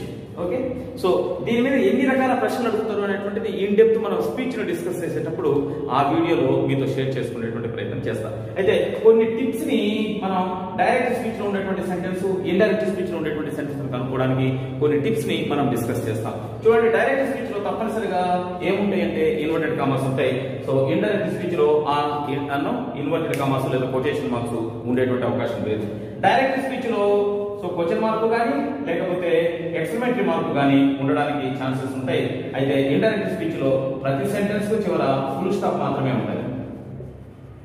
So punctuation marks లో భాగంగా క్వశ్చన్ మార్క్ ఉండవచ్చు, ఎక్స్క్లమేటరీ మార్క్ ఉండవచ్చు, సో ఫుల్ స్టాప్ తో ఏమైనటువంటి వాక్యాలు కూడా ఉండవచ్చు. ఇక్కడ అంటే ఈ 3 గుర్తులు ఉండడానికి ఛాన్స్ ఉంటుంది. కానీ ఇండైరెక్ట్ స్పీచ్ లో ఒకే ఒక గుర్తు ఉంటుంది, ఏంటంటే ఫుల్ స్టాప్. మీరు దీన్ని బేస్ చేసుకుని ఏదైనా ఒక సెంటెన్స్ ని ఇండైరెక్ట్ స్పీచ్ లో ఎలా ఉంటుందో కనుక్కోండి. ఒక సెంటెన్స్ ఇస్తాడు, Ram said I am a boy, Ram said I am a boy అని ఉంటుంది. దీనికి ఇండైరెక్ట్ ఫామ్ ఎలా ఉంటుంది చెప్పండి, లేదా రిపోర్టెడ్ ఫామ్ ఎలా ఉంటుంది చెప్పండి అని అన్నప్పుడు ఇచ్చినటువంటి 4 ఆప్షన్స్ లో ఇన్వర్టెడ్ కామర్స్ దేనికైనా ఉన్నాయి అంటే అది ఆన్సర్ కాదు. ఇచ్చినటువంటి 4 ఆప్షన్ లో ఫుల్ స్టాప్ కాకుండా వేరే ఇతర గుర్తులు కలిగి ఉంది చివరన అంటే అది కూడా ఆన్సర్ కాదు. అనేటువంటి టిప్స్ ను బేస్ చేసుకుని మీరు డైరెక్ట్ స్పీచ్ నుంచి ఇండైరెక్ట్ స్పీచ్ కి ఒక వాక్యాన్ని మార్చినప్పుడు ఏ మార్పుకు గురి అవుతుంది అనేటువంటి విషయాన్ని తెలుసుకుంటే తప్పనిసరిగా అంత మంచి జరుగుతుంది. చూడండి, ఇక్కడ డైరెక్ట్ స్పీచ్ లో సెంటెన్స్ ఇలా ఉందనుకున్నాం అంటే ఆ వాక్యంలో 2 భాగాలు ఉన్నాయనుకున్నాం. మొదటి భాగం తర్వాత కామా గానీ, లేకపోతే కోలన్ గానీ, లేకపోతే సెమీ కోలన్ గానీ, ఈ 3 పంక్చువేషనల్ మార్కులు ఏదైనా ఉండవచ్చు. దేని గురించి చెప్తున్నా, నేను డైరెక్ట్ స్పీచ్ లో ఉన్నటువంటి సెంటెన్స్ గురించి చెప్తున్నా. డైరెక్ట్ స్పీచ్ లో ఏదైనా ఒక సెంటెన్స్ ఉంది అంటే ఆ సెంటెన్స్ లో ఆ సెంటెన్స్ ని మధ్యలో డివైడ్ చేస్తూ ఒక పంక్చువేషన్ మార్క్ ఉంటుంది. అది కామా అయినా ఉండవచ్చు, లేకపోతే కోలన్ అయినా ఉండవచ్చు, లేకపోతే సెమీ కోలన్ అయినా ఉండవచ్చు. అదే ఇండైరెక్ట్ స్పీచ్ లేకపోతే ఈ పంక్చువేషన్ మార్క్స్ ఏమీ లేకుండా దాని ప్లేస్ లో ఒక కంజంక్షన్ ఉంటుంది. ఆ కంజంక్షన్ ఏంటి అనేది సబ్జెక్ట్ ని మనం పూర్తిగా వింటున్నప్పుడు వాటిని ఎక్స్పీరియన్స్ చేయవచ్చు. అసెర్టివ్ సెంటెన్స్ అయితే దట్టు ఉంటుందని, లేదా ఇంటరాగేటివ్ సెంటెన్స్ క్వశ్చన్ వర్డ్ తో స్టార్ట్ అయితే క్వశ్చన్ వర్డ్ కంజంక్షన్ అవుతుందని, అదే హెల్పింగ్ వర్డ్ తో స్టార్ట్ అయితే ఇఫ్ కానీ వెదర్ కానీ ఉంటుందని, అదే ఇంపరేటివ్ సెంటెన్స్ అయితే TO2 అనేటువంటిది కంజంక్షన్ గా యాక్ట్ చేస్తుంది అనేటువంటి విషయాన్ని మనం ఇన్ డెప్త్ స్పీచ్ గురించి చెప్పేటప్పుడు డిస్కస్ చేసేటువంటి ప్రయత్నం చేస్తాం. సో ఓవరాల్ గా ఎటువంటి పంక్చువేషన్ మార్కు లేకుండా ఫుల్ స్టాప్ తప్ప ఉండేటువంటి దానిని మనం ఇండైరెక్ట్ స్పీచ్ అంటాం. ఇండైరెక్ట్ స్పీచ్ తప్పనిసరిగా పాస్ట్ టెన్స్ లోనే ఉండాలి. ఇండైరెక్ట్ స్పీచ్ డైరెక్ట్ స్పీచ్ ఏ టెన్స్ లో అయినా ఉండవచ్చు, కానీ ఇండైరెక్ట్ స్పీచ్ తప్పనిసరిగా ఏ టెన్స్ లో ఉండాలంటే పాస్ట్ టెన్స్ లోనే ఉండాలి. ఎందుకు పాస్ట్ టెన్స్ లో ఉండాలి అనేటువంటి విషయాన్ని మనం లాజికల్ గా థింక్ చేస్తూ క్లాస్ చెప్పుకునేటువంటి ప్రయత్నం చేస్తాం. అప్పుడు మీకు క్లారిటీ వస్తుంది. సో రేపటి ఎగ్జామినేషన్ లో మీకు స్పీచ్ మీద ప్రశ్న అడిగితే డైరెక్ట్ స్పీచ్ లో ఒక సెంటెన్స్ అడిగి దాని ఇండైరెక్ట్ స్పీచ్ లో దాని యొక్క రూపం ఎలా ఉంటుంది అంటాడు. ఇండైరెక్ట్ స్పీచ్ లో ఉండేటువంటి సెంటెన్స్ లో కొటేషన్ మార్క్స్ ఉండవు. ఇండైరెక్ట్ స్పీచ్ లో ఉండేటువంటి సెంటెన్స్ లో చివర తప్పనిసరిగా ఒకే గుర్తు ఉంటుంది, అదేంటంటే ఫుల్ స్టాప్. ఇండైరెక్ట్ స్పీచ్ లో కామా, ఆ తర్వాత కోలను, సెమీ కోలన్ల స్థానంలో ఒక కంజంక్షన్ ఉంటుంది. ఇండైరెక్ట్ స్పీచ్ లో ఉండేటువంటి వర్బ్ తప్పనిసరిగా పాస్ట్ లో కానీ పాస్ట్ పర్ఫెక్ట్ లో కానీ ఉంటుంది. అంటే పాస్ట్ టెన్స్ కు సంబంధించినటువంటి 4 రూపాల్లో ఉండడానికి ఛాన్స్ ఉంటుంది అనేటువంటి చిన్న చిన్న విషయాలు మీరు తెలుసుకున్నదంటే స్పీచ్ మీద కూడా తప్పనిసరిగా ప్రశ్నను మీరు చేయగలుగుతారు. సో వాయిస్ కానీ స్పీచ్ కానీ లేదా క్వశ్చన్ ట్యాగ్ కి సంబంధించినటువంటి ప్రశ్న గతంలో ఎప్పుడో ఒకసారి అడిగి ఉన్నాడు. క్వశ్చన్ ట్యాగ్ రావాలి అంటే తప్పనిసరిగా మీకు హెల్పింగ్ వర్బ్స్ మీద క్లారిటీ ఉండాలి, కాంట్రాక్షన్స్ మీద పట్టు ఉండాలి, ఆ తర్వాత ప్రొనౌన్స్ సబ్జెక్టివ్ పర్సనల్ ప్రొనౌన్స్ అని ఉంటాయి, I, we, you, he, she, it, they, వీటి మీద పట్టు ఉండాలి. సో వీటితోనే మనం క్వశ్చన్ ట్యాగ్ ని ఫ్రేమ్ చేయవచ్చు.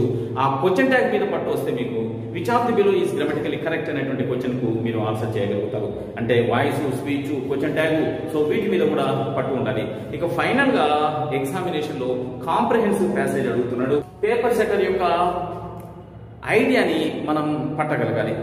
వర్డ్స్ మీద పట్టు ఉండాలి, వర్డ్స్ ని ఉపయోగిస్తూ రాసేటువంటి సెంటెన్సెస్ మీద పట్టు ఉండాలి. ఆ సెంటెన్సెస్ అనేకం ఉన్నటువంటి ఒక పారాగ్రాఫ్ ని అర్థం చేసుకోవడంలో తప్పనిసరిగా క్లారిటీ ఉండాలి.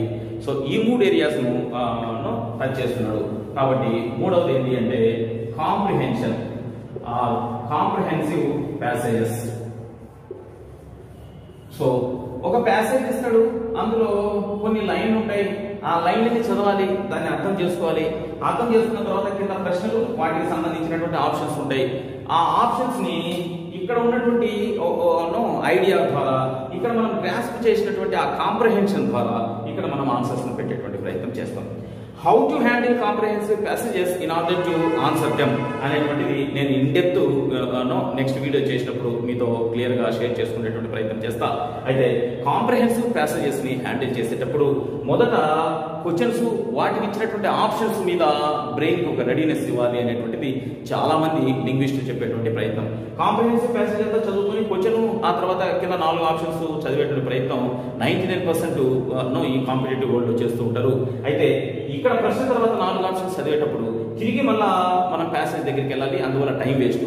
అందుకని ముందే ప్రశ్న చదివి దాని కింద ఇచ్చినటువంటి 4 ఆప్షన్స్ ను అర్థం చేసుకుంటూ ఆన్సర్ పెట్టలేంటే, అయితే అర్థం చేసుకుంటూ ముందుకు వెళ్ళినట్లయితే, సో ఈ ఆప్షన్స్ కు సంబంధించినటువంటి ప్రస్తావన ఈ ప్యాసేజ్ ఎక్కడైనా వస్తే వెంటనే మనం ఎస్ కింద ఈ పదం మీద ఏదో క్వశ్చన్ ఉన్నట్టుంది అని మన బ్రెయిన్ మనకు అలర్ట్ చేస్తుంది.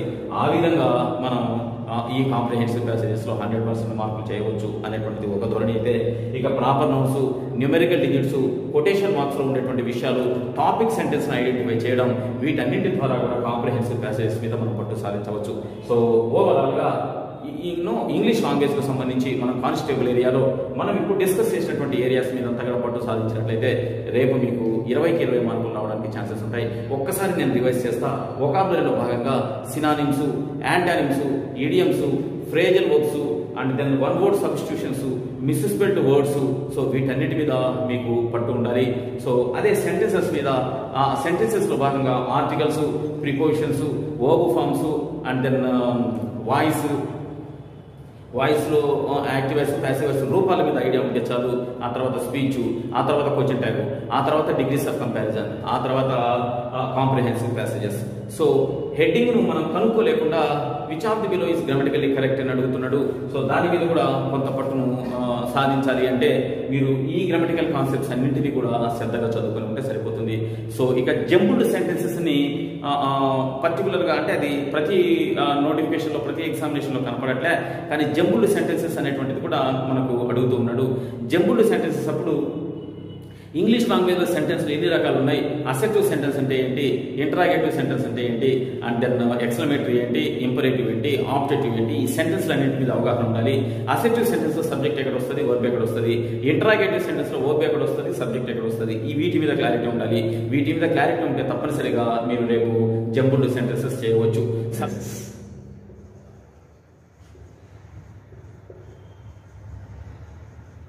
జంపుల్డ్ సెంటెన్సెస్. సో జంపుల్డ్ సెంటెన్సెస్ అంటే ఏదైనా ఒక సెంటెన్స్ లో రకరకాల భాగాలను కట్ చేస్తాడు. కట్ చేసి ఉండవలసిన చోట కాకుండా వేరే చోట ఇస్తాడు అనమాట. వాటన్నిటి మనం ప్రాపర్ ఆర్డర్లో అరేంజ్ చేయాలి. దాన్ని సింటాక్సికల్ ప్యాటర్న్స్ అని అంటాం. సింటాక్సికల్ ప్యాటర్న్స్ అంటే arrangement of words in proper order. Arrangement of words or parts of sentence in proper order. ఒక వాక్యంలో ఉండేటువంటి భాగాలను కానీ లేదా వర్డ్స్ని కానీ సరైనటువంటి క్రమంలో అమర్చడాన్ని మనం ఏమంటామంటే సింటాక్స్ అని అంటాం. సరే, ఈ జంపుల్డ్ సెంటెన్సెస్ మనకు రావాలి అంటే వేటి మీద పట్టు ఉండాలి అంటే మొత్తం గ్రామర్ మీద పట్టు ఉండాలి. అంటే ఆర్టికల్స్ దగ్గర నుంచి మనం ఇంత ముందుగా చివర డిస్కస్ చేసినటువంటి రిపోర్టెడ్ స్పీచ్ ఉంది కదా, అక్కడి వరకు మనకు పట్టుంటే ఈ జంపుల్డ్ సెంటెన్సెస్ మీద పూర్తి అవగాహన వస్తుంది. సాధారణంగా ఇంగ్లీష్ లాంగ్వేజ్లో ఉండేటువంటి సెంటెన్సెస్ అసర్టివ్, ఆ తర్వాత interrogative, and then exclamatory, imperative, objective, రకరకాల సెంటెన్సెస్ ఉన్నాయి. అసలు ఆ సెంటెన్సెస్లో సబ్జెక్టు, వర్బ్, ఆబ్జెక్టివ్ ఏ విధంగా ఉంటాయి అనేటువంటి దాని మీద అవగాహన ఉంది అంటే సో ఈ జంబుల్డ్ సెంటెన్సెస్ మీద పట్టు సాధించవచ్చు. జంబుల్డ్ సెంటెన్సెస్ రావాలి అంటే సబ్జెక్టు, వర్బ్, ఆబ్జెక్టివ్ అంటే సెంటెన్స్లో ఉండేటువంటి పదాలు, మరీ ముఖ్యంగా కంజంక్షన్స్ మరియు ఇతర పదాలు ఏ విధంగా అమరుస్తారు అనేటువంటిది ఒక చిన్న క్లారిటీ ఉందంటే ఈ జంబుల్డ్ సెంటెన్సెస్ మీద పట్టు సాధించవచ్చు. సో ప్రతి ఎగ్జామినేషన్లో జంబుల్డ్ సెంటెన్సెస్ అడుగుతున్నాడు. నేను ఒక లెంతీ వీడియో జంబుల్డ్ సెంటెన్సెస్ మీద చేస్తా, మొత్తం గ్రామర్ అంతా అయిపోయిన తర్వాత అప్పుడు మీకు పూర్తి క్లారిటీ వస్తుంది. ఇది ఇంగ్లీష్ లాంగ్వేజ్ పార్ట్ అనేటువంటిది మీ కానిస్టేబుల్ ఎగ్జామినేషన్కు ప్రిపేర్ కావాల్సినటువంటి విధానం. సో చెప్పినటువంటి విధంగా మీరు లిస్టు తయారు చేసుకొని ప్రిపేర్ అయ్యి రేపటి మీ ఎగ్జామినేషన్లో మీ యొక్క ఎగ్జామినేషన్ హాల్లో ఇంగ్లీష్ లాంగ్వేజ్ పరంగా ఎక్సెల్ అవుతారని, తప్పనిసరిగా మీరు పోస్ట్ను సాధించాలని మనస్ఫూర్తిగా కోరుకుంటున్నా. Thank you.